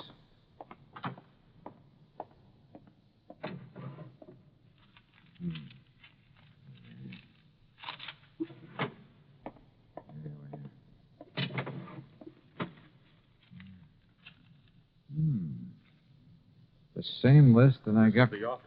Huh? The offices of our company. Mr. Hart. That's right, Charlie Hart. Should have looked behind the door when you barged in here. Yeah, well, look. Would you like to point that thing the other way, please? I'm sorry, Mr. Dollar, of course. Well, you know who I am. Yes, I heard you through the door. All right, is that the gun that killed one of your partners? That killed one of my... No. But listen. Tomorrow's another Wednesday. Wednesday, Mr. Dollar. I know. And look at that list you're holding. I finally realized the progression in which these murders are happening. Oh. On the basis of our salaries at the company. Adams, Bowers, Dalvers, and Williams are me. Yes, you've circled Williams' name. Yes, because he got it last week. That's why I'm staying in here, locked in. Because tomorrow, if the killer strikes again, that crazy maniac killer... Maybe. Or maybe that's what he'd like everyone to think. Charlie, a couple of questions. Anything if I can help you stop this. That company was once yours. Yes, that's right. You were the boss, the head man, until Hanley Thomas came along. Yes, Hanley and his brothers and his brother-in-law. And they took over as first in rank. Well, they were entitled to, Dollar. What? It was their money made the company what it is. I'm not an administrator, a man who knows and plays all the angles. I'm just a worker and a salesman. Now, wait a minute. You mean you're content with the present setup? Yes, of course. In spite of the prodding of the sweet old secretary who thinks that Wait a minute. But these murders, Mr. Dollar. You stay put. Keep that gun and don't move out of this apartment until I tell you to, no matter who comes to the door, to save your life. You think you know... Charlie, it's been right under my nose. The obvious. Almost too obvious. But I had no proof of anything. Only a hunch, but a potent one. So how to prove it out? Bluff? It might work, if I was right. I drove into police headquarters and picked up Sergeant Dennis, then out to the Simplex Tackle Company. But when I walked in, it was after hours, no secretaries about. When I walked into the office, I borrowed the sergeant's handcuffs and made him wait outside, his ear glued to the door. Well, Mr. Dollar, I didn't expect you back. What do the handcuffs mean? They mean arrest for the murder of your partners. That's a very bad joke. You and your brothers and brother-in-law, the whole company yours, once you got rid of the men who started it, who made it possible for your capital to make it pay off. But tell me, were you going to kill off your relatives, too, one by one? This is the most absurd thing. You covered your tracks pretty well. Perfect crimes. Except for that ore you used to kill Williams. Fingerprints as big as life all over it. Impossible. I figured the gloves you wore must have had holes in them, or have been worn very thin. What? That you just didn't notice in the excitement of the moment. And when I finally found those gloves... You've been out to my home, ransacking my home. And when your wife confessed that you weren't at home at the time of any of the murders... That's a lie. She helped me plan the whole thing. Then you admit the murders, after my bluff about the fingerprints. I see. But now that you know, you haven't had time to tell anyone, there's no one around to hear the shot, Mr. Dollar. Oh, but I heard a real clean confession, Mr. Thomas. Sergeant, No, that was just to protect myself from this... I'm afraid that kind of talk's a little late. No, it is. Look out!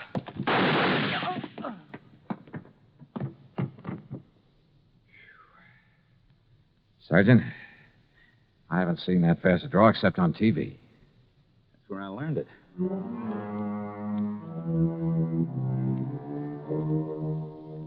There'll be a lot for the courts to work on about who else was involved with Thomas. The sergeant's bullet killed him, by the way, and I'd call it good riddance. Or at least quick justice. So, expense account total, including a lot of mileage on my car, $101 even. Remarks? Why bother? Yours truly, Johnny Dollar.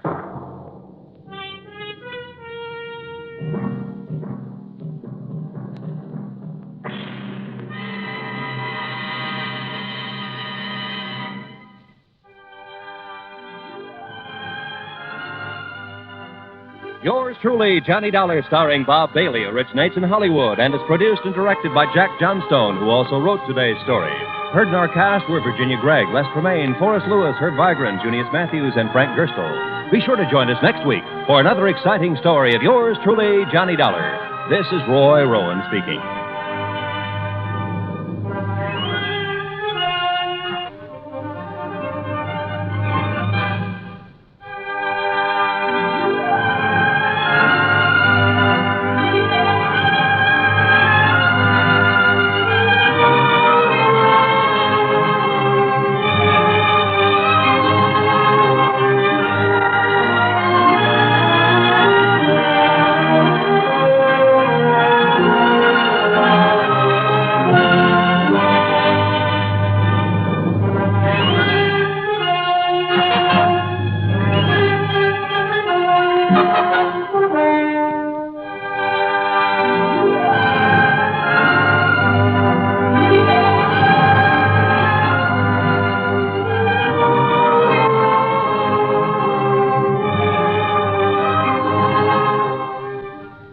Johnny Dollar has come to you through the worldwide facilities of the United States Armed Forces Radio and Television Service.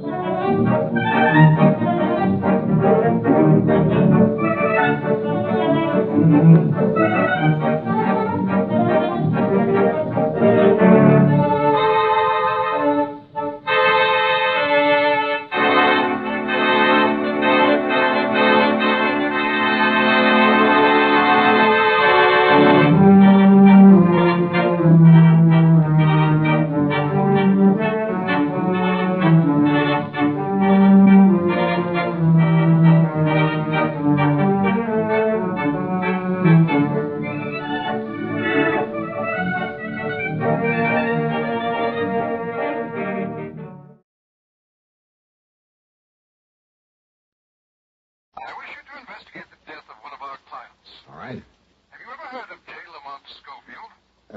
The theatrical producer? Yeah. Sure. World famous for the beautiful girls he employed in his reviews on Yeah, Broadway. well do I remember. Now, what about him? Well, if you've seen the papers, you know that he died yesterday. No, I didn't know. As natural causes. The medical report stated. But you think otherwise? I do. Why, sir? Because of the beneficiary named in his $750,000 insurance policy. $750,000? Yes. So I think you'd better come over here and see me. Yeah, Mr. Westbury. I think I'd better.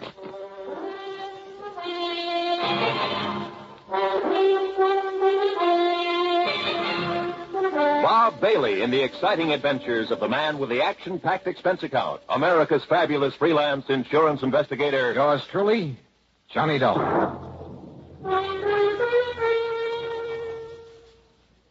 And now, Act One of yours truly, Johnny Dollar.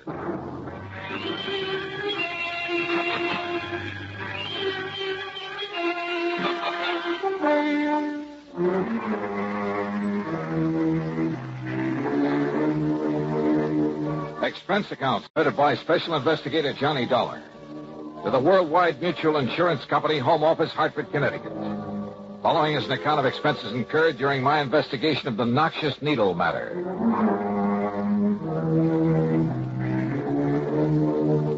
Expense account item 1, 85 cents for a taxi to the office of Worldwide. When I got there, I had to go through a receptionist and 2 secretaries to get into Mr. Waldo R. Westbury's private office. Please sit down, Mr. Dollar. Thanks. Well? Here's the policy I mentioned. Providing $750,000 insurance on the life of the late J. Lamont Schofield. That's a lot of money, Mr. Westbury. Incidentally, was he married? Schofield?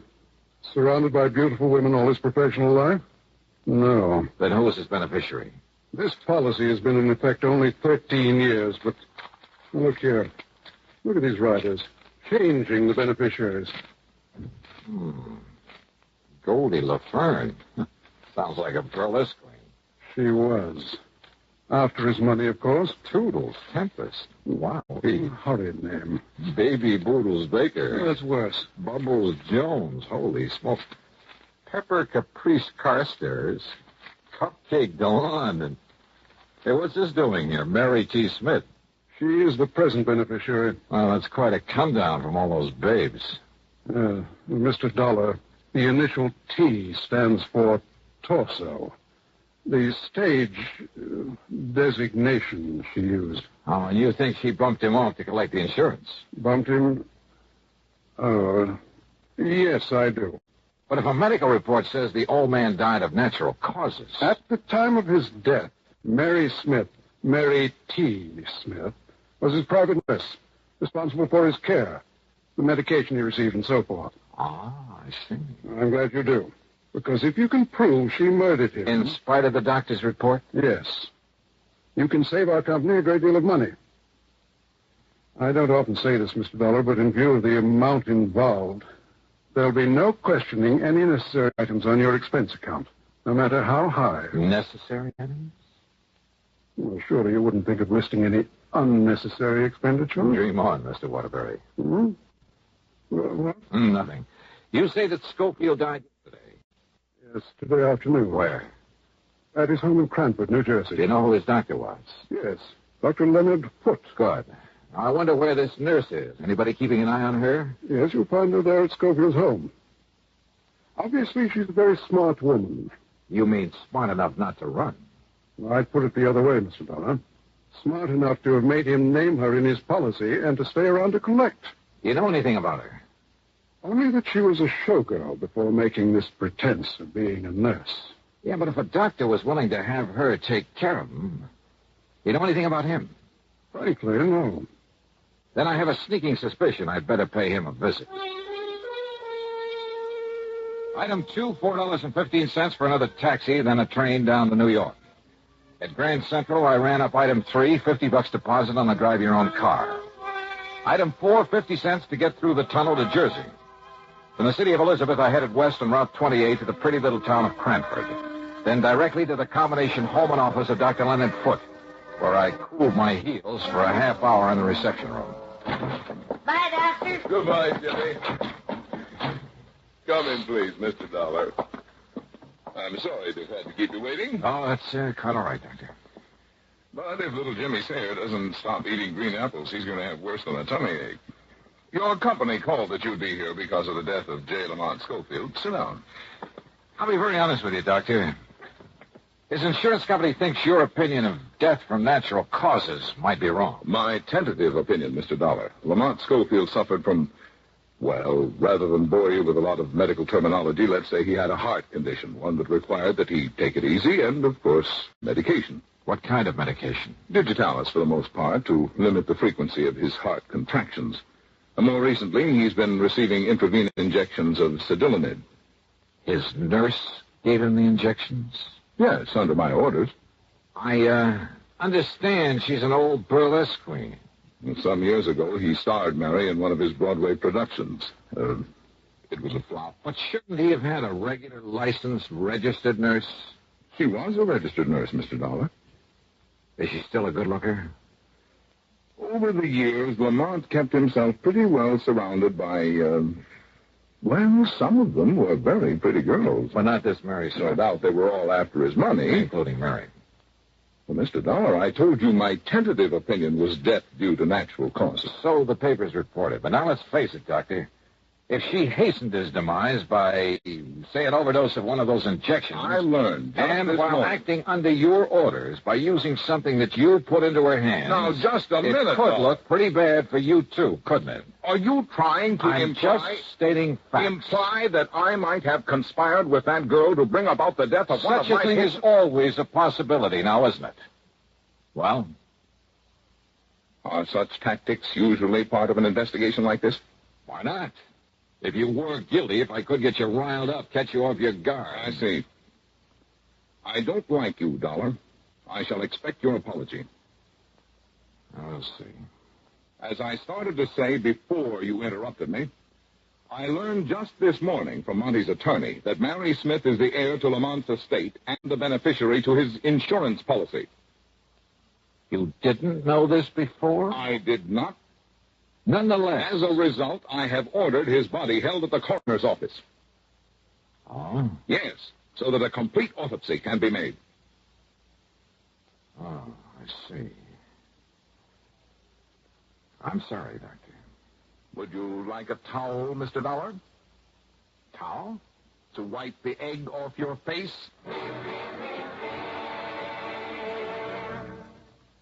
Act 2 of yours truly, Johnny Dollar, in a moment. Sometimes we may wonder why a football team doesn't quit playing and walk off the field when it finds itself 50 points behind with only a few minutes of play to go. What is that indomitable spirit that fills men with hope and keeps them going in spite of terrific odds? Keeps them going just to play the game according to the rules, just to get the job done as well as they know how.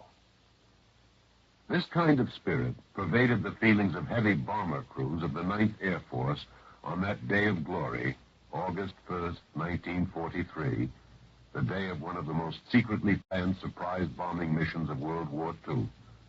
The day of the low-level attack on the Romanian oil refineries at Ploesti. More than 170 B-24 heavily loaded bombers took off in a swirl of red dust from Benghazi, Libya, to bomb a highly defended priority target. The element of surprise in the low-level attack was to be one of their greatest weapons. But things went wrong from the start. 3 planes exploded during takeoff operations. 11 more aborted due to engine trouble. Of those that reached the target area, less than 1/3 returned to home base. The leaders of the mission encountered navigation difficulties and difficulty in identifying the specific targets. And due to the loss of that elemental hope, surprise, they also encountered devastating enemy firepower from flak and fighters. The mission was partially successful, but a horrifying experience. 5 medals of honor were awarded to the heroes of the Ploesti raid for valorous action above and beyond the call of duty. At any time, the men would have been justified in turning back. But they had a code of conduct that made them want to see the unequal game through to the end. It was a job that had to be done. A charge of the Light Brigade in the air as they flew down the valley of death to glory. And now, Act Two of yours truly, Johnny Dollar, and the Noxious Needle Matter.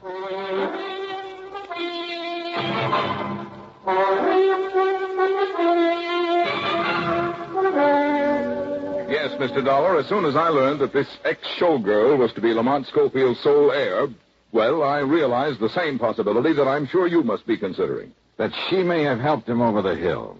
Precisely. I know, all things being equal, Doc, do you feel that he should have lived on a while? Where a bad heart is concerned, one can never be certain, of course. But knowing his desire to live, his willingness to adhere to my instructions and take care of himself, plus the medication I provided. Medication given by this Mary Smith? Yes. I would have wagered he could live on for 10 or 15 years. When do we know the results of the autopsy? A toxicologist by the name of Stanley has been called in at my request. It may take several days. I see. Meantime, then, I'm going to see this Mary Smith. Incidentally, the police found no sign of any poison, of anything that might have been used to cause Lamont's death. You mean the police have been in on this? Yes, they've been very thorough. Then why the autopsy on a toxicologist? Because the least detectable means would have been an overdose of medication. I see. Now, Doctor... I've really told you all I can, Mr. Dollar. But why don't you go along and see Mary Smith? Yeah, well, I intend to, but now tell me... Call me if you need me after you've talked with her. Goodbye, Mr. Dollar. When that autopsy report comes through... I'll let you know. Goodbye, Mr. Dollar. And that was all I could get out of him. The home of the late J. Lamont Schofield turned out to be a small place on 3rd Street, nestled in among some fine old oak trees that gave it a quiet sort of isolation. A far cry from the bright lights of Broadway. Apparently, he had taken his doctor's advice. I wondered about the ex-Burley Queen turned nurse who'd managed to save enough of her looks and figure to charm him into leaving her his all. Matter of fact, I've often wondered how a lot of those old war horses... Yes? Oh, how do you do? That is, I'm looking for a Miss Mary Smith. I'm Mary Smith.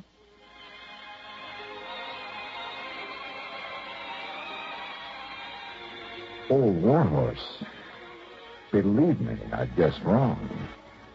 Because when it comes to describing Mary Smith, well, there's only one word that does justice to her. Wow. She was in her mid-20s, tall, blonde, and beautiful. Yeah, she looked as though she'd just stepped out of Charles of the Ritz. And I say it again. Wow. Don't just stand there. Who are you? Oh, Johnny Dollar. I'm an insurance investigator. Oh, gee, I've heard of you, Johnny. And you know something? You're even better looking than I thought you'd be. Won't you come in? Yeah, thanks. Why did they send you here? There's no question about my getting Monty's insurance, is there? Well, it's just that the company always demands a routine investigation where such a large sum is involved. No kidding. Sit down, huh? Yeah, thanks. Can I pour you a drink? No, thank you. Oh, come on. Have one with me. Been so glum around here since Monty died, and nobody here except a lot of crepe hangers. A little one? Okay. Okay. You can't just sit around and look grief-stricken. Have you been grief-stricken, Mary? You want the truth? No. What good was it doing Monty living that way, not able to tear around like he used to, putting on shows and having a big time? Here, Johnny, here's to life, love, and the pursuit of happiness. Scope. Oh, that's better. I really needed that. You got a lot of money, Johnny? I? Oh, no, not much. No, I never had any either, but I will now. Plenty. Then you know you're Lamont Schofield's heir. You bet your life I do. I had to work for it long enough, feeding him and nursing him, taking care of him, and fending off a lot of old biddies from the old days who were trying to get their claws on him. But you managed to get your claws on him. Well, wouldn't you have done the same thing? See? Now it's paid off. Took him a long time to die, though, didn't it? Johnny, I've been on 24-hour duty here for 2 years, for 2 solid years, and I make no bones about it. There were times when I thought he was going to live forever. There were times when I wished I could help him out of this world. So finally you did? Johnny. Here, let me freshen your drink. Mary, I think you killed Lamont Schofield. Well, I'd like to see you prove. I don't think I'll have to. Oh? Why not? Isn't that why you came here? I came to make sure you don't try to slip out when the autopsy report comes. Oh. Does that scare you? No, of course not. Let's face it, Mary. When somebody shows an attitude like yours, it means you're completely innocent Sure. or guilty as the devil. But at least it makes it very confusing for you. And for the police, doesn't it? So you're having a ball. Of course I am. Listen, Johnny, I don't blame you a bit for thinking I killed Marty. I wanted him dead. I wanted his money. Did what I had to do to get it, and then I'm going to get it. Yeah, did what you had to do. So if the autopsy shows he was given poison... Don't worry, it won't. Or that he was given an overdose of digitalis, or whatever it is he was getting... No, that would be stupid, with nobody here but me. Nobody but you? Hadn't been a soul in this house except me for over a week. Since the last time Dr. Foote came to see You're us. sure of that? Of course I am. Then if somebody did kill him, it would have to be you, Yes. nobody else. Yes, sure. Remember that, Mary. Would you like me to put it down on paper for you and sign it? Yeah. Would you? Sure. I'll do anything, Johnny. If it'll confuse you. All right. Then start writing. Why not? Now, let's see. I, Mary C. Smith. Is that all right for a start? Oh, excuse me. No. Keep writing. I'll take it. All right. I, Mary T. Smith. Oh, yes, Doctor. Yes. Oh, I see. Hmm. Not even the possibility of too much of... I see. And you're sure? Of course he's sure. Okay, Doctor. You disappointed, Johnny? Because they found no poison, no overdose of Standalone? I guess you know the answer, don't you? Of course I do. The autopsy showed nothing. You can't build a case out of thin air. So here. Here's your little paper, all signed and sealed. Well, see, Johnny, I don't want it, and you said you did. You're far too smug, Mary. I have a right to be. You're barking up the wrong tree. You cannot build a case on nothing but thin air. Yeah, I know. So what do I do, Johnny? Just sit here and wait until your company pays you the Can't money? build a case. Until the estate is settled, or can I collect it? Yeah, Mary. You stay right here. And thanks for saying that. Huh? Johnny, what do you mean?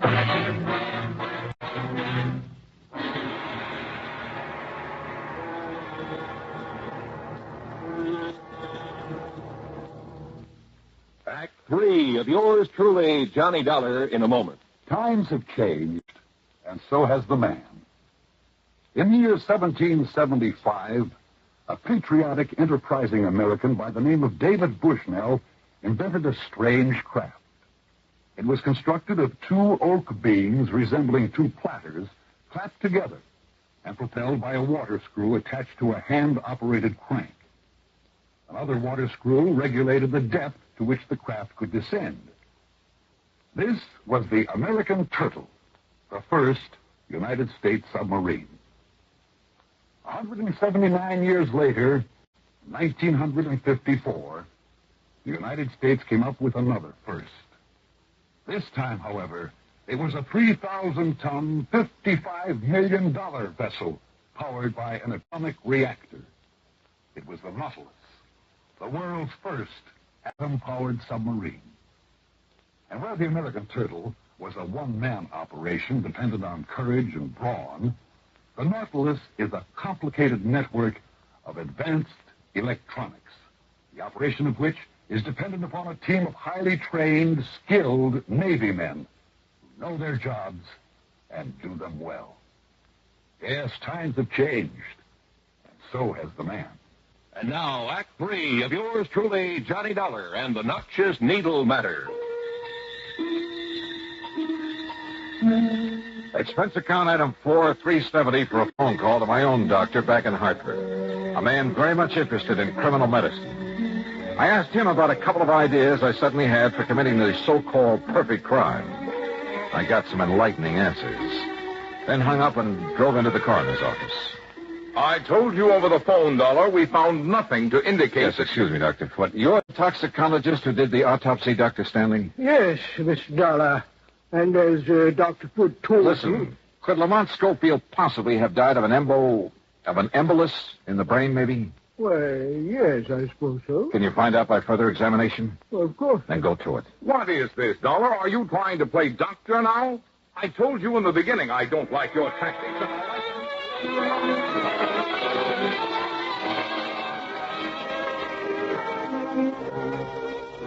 You were right, Mr. Dollar. An embolus in the brain. Now, what should have led you to suspect... All right, now listen. I don't know where the equipment is that Mary Smith used to give the medication to Mr. Schofield. I have it all here, Dollar. The remains of the bottle of Cedilanid that I prescribed, the hypodermic with which she administered, all in this kit. Which needle did you use, Dr. Foote? The small one, of course. He only received 2 cc's. What are these others, this big one? Simply part of the set. Only the smaller one ever had anything in it. We checked. The others never contained anything more substantial than air. That's right. Air. What?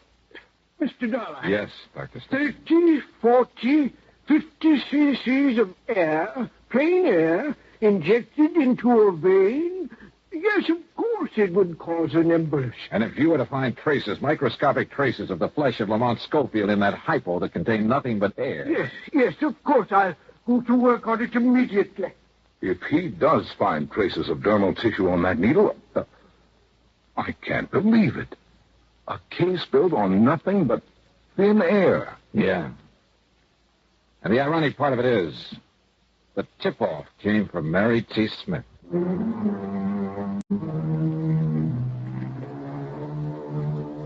Yes, the microscope showed that needle had been used on J. Lamont Schofield recently. Pretty slim evidence, I know. But when Mary was faced with it, well, I'm still not quite sure why. Maybe we scared her. But she broke down and confessed the murder. Yes, she'd been wrong. Sometimes you can build a case on nothing but thin air. Expense account total, $61.20. Yours truly, Johnny Dollar.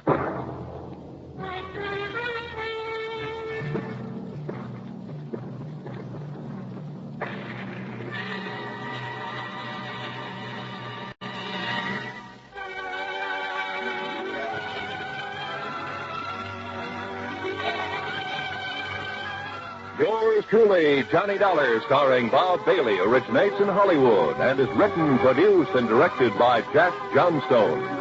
Heard in our cast were Virginia Gregg, Bartlett Robinson, Marvin Miller, and Junius Matthews. Be sure to join us next week, same time and station, for another exciting story of yours truly, Johnny Dollar. This is Roy Rowan speaking.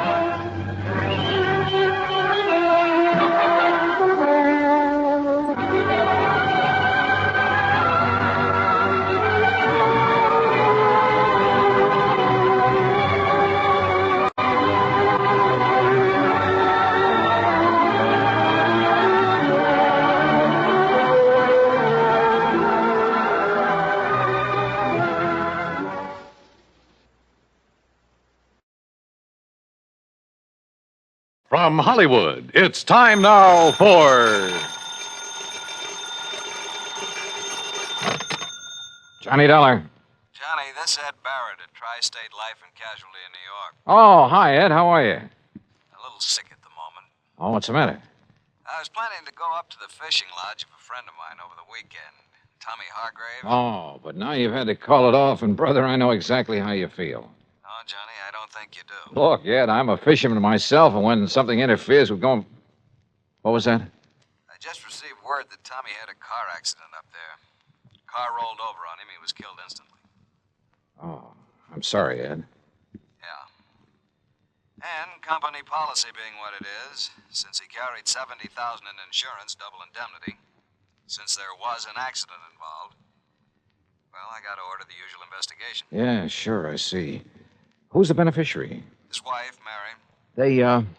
They get along all right? No, as a matter of fact... Now, look, Johnny, don't get any crazy ideas. Just go on up there and help her all you can. Oh, sure. Where, Ed? The place is called Shadow Hill, near the little town of Bethel. New York? Yeah, up in Sullivan County. The police department is a man named Skinner. Police? If everything's okay? It was Skinner who called me, that's all. Oh, yeah. Okay, Ed, I'm on my way. And if I dig up anything... Johnny, I assure you that everything's all right about this one. Oh, sure. You say that as though you don't believe it. Well, just my suspicious mind showing, I guess. Forget it.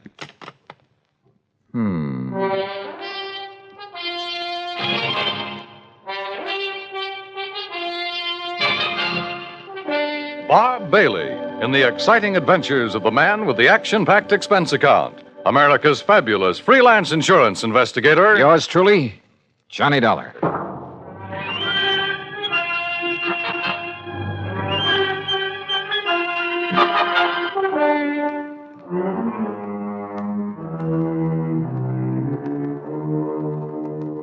Expense account submitted by Special Investigator Johnny Dollar to the Tri-State Life and Casualty Insurance Company, New York, New York. Following is an account of expenses incurred during my investigation of the gruesome spectacle matter. Expense account item 1, 620, fare and incidentals, Hartford to New York. Item 2, $50 deposit on a rental car. I swung north, crossed the George Washington Bridge, then picked up Highway 17 through Goshen with its famous racetrack, through the summer resort town of Monticello, then past White Lake, a good fishing spot, to the little town of Bethel. It really isn't much more than a crossroads, a couple of filling stations, a general store and post office, and Emmer's Hotel, where I park my bags. Shadow Hill, however, turned out to be a beautiful summer lodge sitting high above the edge of a nearby private lake. From the highway, I could see the narrow, winding road that led from the lodge down to the lake shore. I could also see the spot where a car had apparently taken a corner too quickly, skidded, and rolled over to where it lay on its side. Then, shortly after pulling off the highway, I could see something else. Another car, just short of where the accident had occurred. It was half hidden in a clump of trees that bordered the road. And as I slowly pulled up to it, a man suddenly jumped out and leveled an old .30-30 rifle at me. Stop right there. Don't come any closer. Oh, well, now, just a minute, mister. Who are you? What you doing around here? Stranger, huh? Yeah, I guess you'd call me a stranger, but look, Then maybe you're the stranger I'm looking for. Get out of that car with your hands up over your head. And don't try no funny business. Hey, what is this, a holdup? Do like I tell you to. And be quick about it. Okay, whatever you say. Come on. I can't seem to... This door doesn't seem to want to... You trying to pull some trick? No, Open that door. Well, it's stuck, I guess. Here, I'll do it. Now then. Thanks. Yeah, now I'll take that gun. Oh, no, you won't. All right. Now, All right, up on your feet. now, just a minute, son. Turn around. Go on, turn around. You just look here, son. You just take it easy, old man, and remember I have the gun now. I'll lock you up for this. That's what I'll do. You what? Yes, sir. Interfering with the law this way. The law? You? That's right. See? Here's my badge. See? Oh, okay then. Look, Mr. Skinner. You look, you... Hey, how'd you know my name? You are Mr. Skinner, aren't you? Well, sure I am. Amos Skinner. Only it's Chief Skinner to you. Police Chief Skinner. And if you think you're going to get away with this, you... What's your idea? Oh, Chief, it looks like you're just the man I came to see. Huh? Only, maybe you'd better have your gun back. Here. Well, all right. All right, now, you just put your hands up and... Say, now, just a doggone minute. Who are you? Johnny Dollar? Johnny Dollar? That what you said? That's right. The Johnny Dollar? I'm an insurance investigator. Well, praise be to Betsy. Well, I might have known there was someone like you, the way you outsmarted me. Banging the car door against me that way. Oh, I'm sorry about that, Chief. Well, Johnny, I'm real proud to meet you. And believe me, son, I'm just mighty glad you're here. Oh? Why do you say that? Just you look here, Johnny, over the edge of this road. Look. You see it down there, that car? Is that the car in which Mr. Thomas Hargrave was killed? Oh, you know about that? That's what I came here to investigate. Well, all right then. Now, you listen here to me, Johnny. Well? I'm the one that telephoned down to Mr. Hargrave's insurance company down to New York. So I understood. I did it as a favor to Mary. That's his wife. On account of she was so broke up and all. Never did like her, but she was pretty upset. Very considerate of you, Chief. And I told the insurance company just what I told everybody else. That Tommy Hargrave took this turn in the road too fast. Now, you see the turn right above here?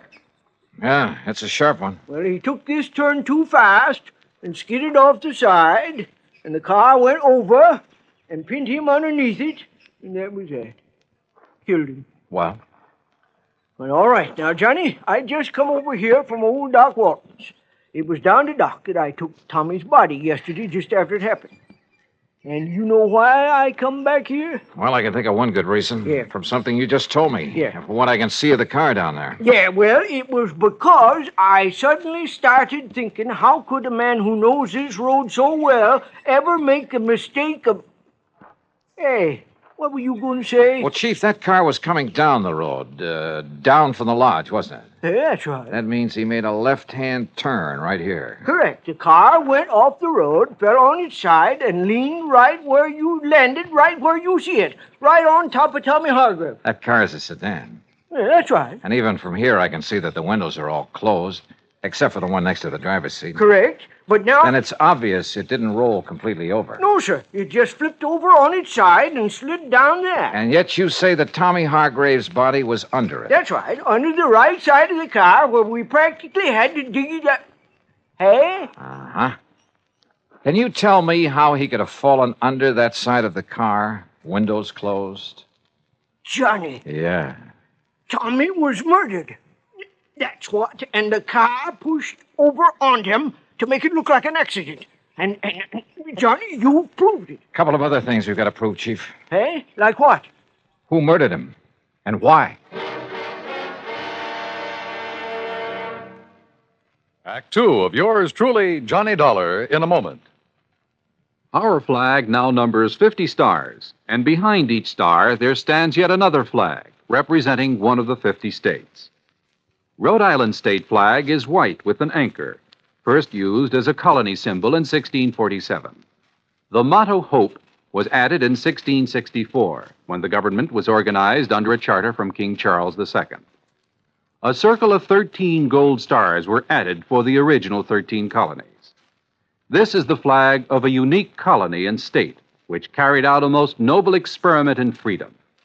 The Royal Charter of 1663 reads, "To hold forth a lively experiment, that a most flourishing state may stand and best be maintained with full liberty and religious concernments." Rhode Island's state flag, the flag of the 13th state to enter the Union, was adopted on May 19th, 1897. And now, Act two of yours truly, Johnny Dollar, and the gruesome spectacle matter.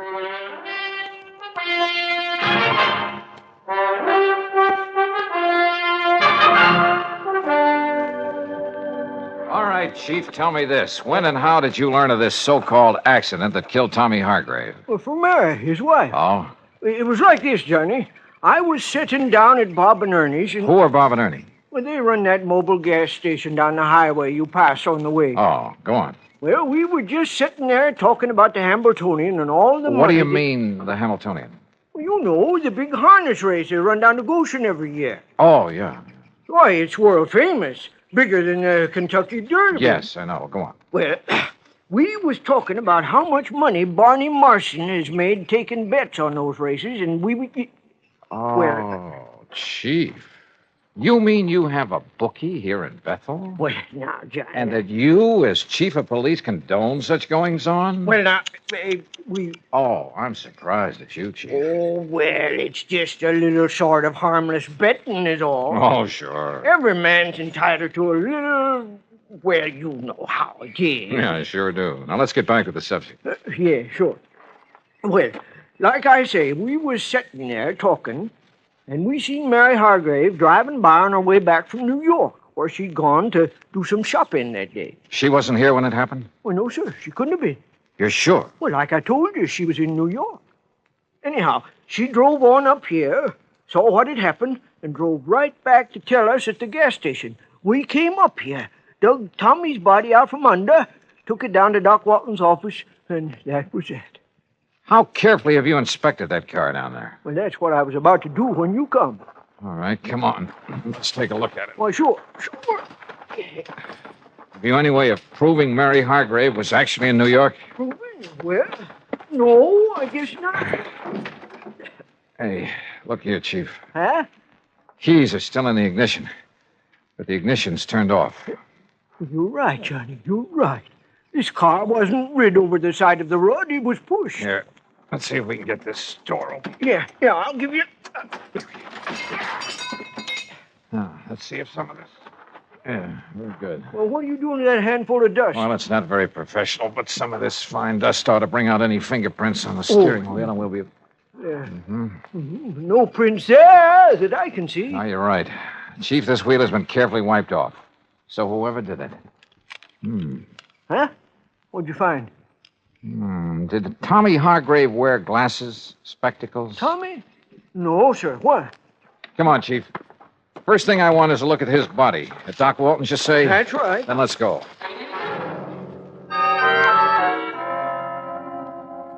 Well, as a matter of fact, it was I who suggested to Amos, to Chief Skinner, I should say, that he go back and have another look at that car, Mr. Dollar. Just why, Dr. Walton? Because a couple of things about this body made me wonder. Look here, the way the clothes are torn, as though he'd had some kind of a struggle. Scratches and contusions on his hands. But more important, here. Yeah? Here at the base of the skull, this mark. Up where that car is, there are no rocks, no stones, no anything that could make a mark like this. And there's another on the face below the eye. You know what that looks like to me, Doctor? No, what's that? The mark from the butt of a .38 automatic. And I've seen plenty of them. My Betsy, Johnny, you're right. Then that would indicate Hargrave was murdered. And the car pushed over on him to make it look like Yes, sir. And Johnny and me found a few other things around that car that would indicate the same thing. Doctor, I understand Tommy Hargrave did not wear glasses. No, not that I know of. Of course, Mary, his wife... She wears them? Yes, she does. Can't do without them. What kind? Well, just regular tortoiseshell, you know. Something like these, maybe? Well, no. Granted, one lens is smashed and part of the frame is broken, but is this the kind she wore? Yes, Mr. Dollar, I'd say so. Of course, a great many Johnny, people... surely you don't think his own wife... They didn't get along too well, did they? Well, no, but after all, when any couple's been married 10, 11 years... Also, she just happens to be the beneficiary of his sizable insurance policy. Good heavens, Mr. Dollar. Yeah, I think we'd better pay a little visit to Mrs. Mary Hargrave.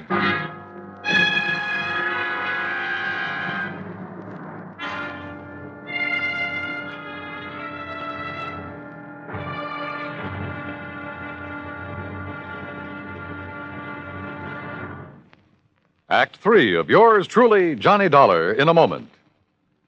Many times in the history of mankind, nations have pooled their forces to exert a greater strength against a common aggressor. This happens not only in the face of a world war, but between such giant holocausts, as during the Boxer Uprising in China in 1900. 6 nations combined their forces to come to the aid of their citizens. In the thick of the fight, undaunted by devastating enemy fire, Chief Bosun John McCloy of the United States Naval Contingent distinguished himself by meritorious conduct above and beyond the call of duty. For his valorous action, he was awarded his first Medal of Honor.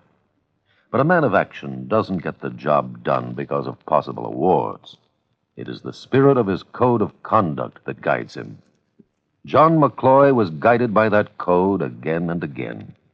In June 1914, during the Mexican campaign, when the government of the United States was put upon once more to aid its persecuted citizens, Chief Bosun John McCloy was constantly risking his life. Our landed troops were in danger of being annihilated on the beach at Veracruz, when McCloy voluntarily filled 3 picket launches with riflemen and led them along the seafront to draw the enemy fire. Though badly wounded, he remained at his post and gallantly directed his part of the campaign. For this action, Chief Bosun John McCloy was awarded a second Medal of Honor. But he hadn't been concerned with medals. His only concern was conducting himself as a man should, and that is according to the code of the American fighting man.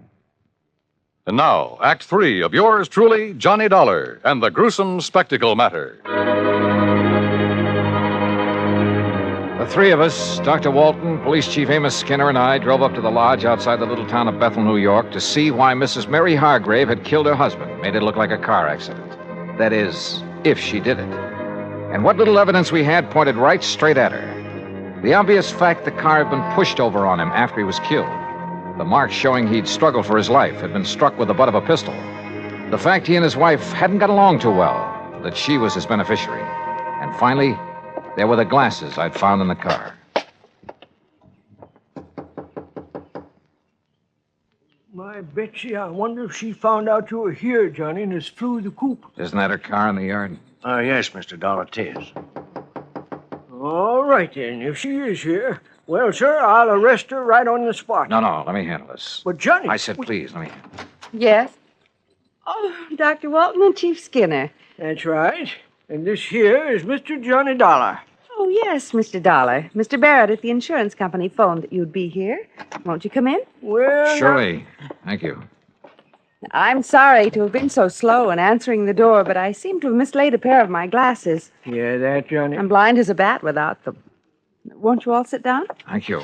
Yes, thank you, Mary. I've been using an old pair of steel rims with an old prescription, but they look so terrible. When did you lose your glasses? Oh, I must have mislaid them a couple of days ago. Ha! Now, what do you mean by that, Amos? You know very well what I mean. You don't seem terribly upset about your husband's death, Mrs. Hargrave? Why should I, Mr. Dollar? We haven't been exactly getting along for years. All he seemed to care about was his fishing and betting on the horses day after day. Oh? And I never did care about spending every summer up in this stodgy little town with all its stodgy people and... Oh, I didn't mean you, Dr. Walton. Oh, yes, thank you. The first thing I'll do when I collect the insurance is sell this place and go back to the city where my friends are, where there's some excitement and... Mr. Dollar, are those my glasses you have there? Are they? Well, they look like mine. Only what happened to them? Sure, they are hers, Johnny. What? No, Dollar. No, I don't think they are. Let me have them, please. Sure. Here. What's going on here? Johnny, we're just wasting time. No, wait. These can't be hers. I should have realized. Sure they are. Gentlemen, please. I've seen your glasses, Mary, many times. Very thick at the edges, very thin in the center of the lens. Well, isn't this pair? This lens, the one that's still intact, bears no resemblance to yours at all. Oh? No. Wait a minute, wait. Listen, Mrs. Hargrave. Will somebody please tell me what's... Listen, will you? You say your husband was always playing the horses. Yes, of course he was. But do you mind telling me what Even while he was up here? Yes, all the time. Mr. Dollar, I don't see what you're driving at. I sure don't. Oh, brother, this is probably the wildest hunch I've ever had. What? Mrs. Hargrave, did your husband owe a lot of money on his betting? Owe a lot? I should say not. Just the opposite. He's been going around for nearly 2 weeks boasting about the big killing he made, if he ever collected. Doctor, let me have those glasses. Oh, yes. Look, here, this little mark inside the temple. Oh, that's the mark of the optometrist over in Monticello. Here, you see?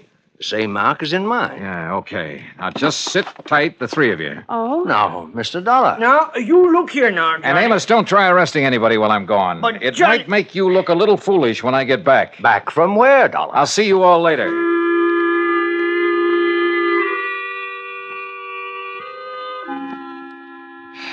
Well, that's really just about all there is to this case. Oh, except, of course, for the fact the optometrist in Monticello had no difficulty at all in matching the glasses I'd found with the prescription of... Yeah, you guessed it. They had belonged to the bookie Chief Skinner had told me about, Barney Marston. Of course, Barney wanted to put up a fight when we faced him with the facts. But then he couldn't seem to explain the various and sundry bruises he was carrying around until we reminded him of the fight he'd had with Tommy Hargrave. Yeah, he'd killed him and pushed the car over on top of him. The reason for it all? Simple. Tommy had won a cool $25,000 from him. Had threatened to put him out of business if he didn't pay, which he couldn't. So, Barney killed him and tried to fake the accident. And you know something? I have a sneaking suspicion Chief Amos Skinner isn't going to stand for any bookies operating in Bethel, New York from here on out. Oh, and Mary Hargrave found the glasses she'd mislaid. Expense account total, including mileage on the rental car and the trip back to Hartford, $148 even. Yours truly, Johnny Dollar.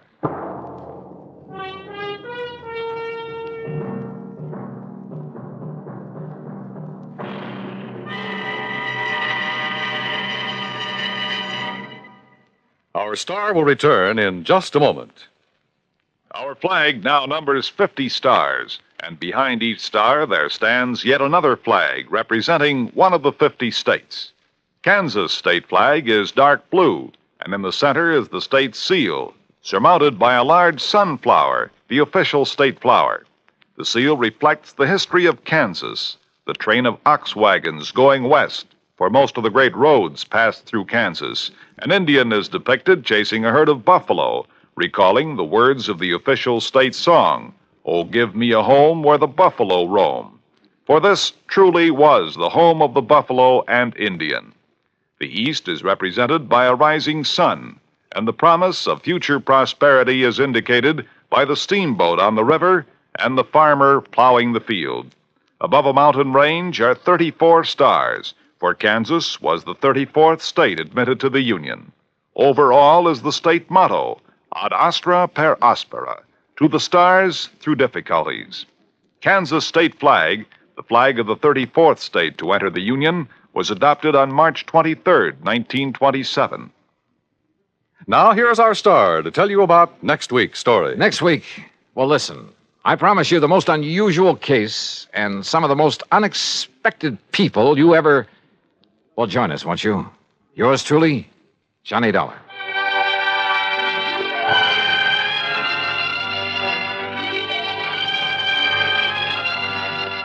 Yours truly, Johnny Dollar, starring Bob Bailey, originates in Hollywood and is written, produced, and directed by Jack Johnstone.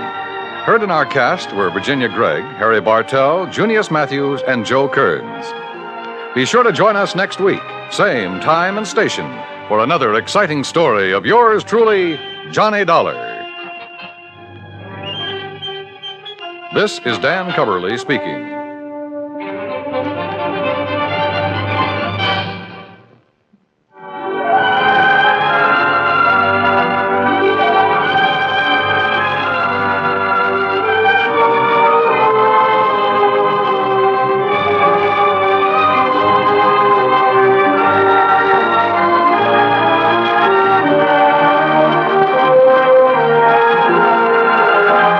This is the United States Armed Forces Radio and Television Service.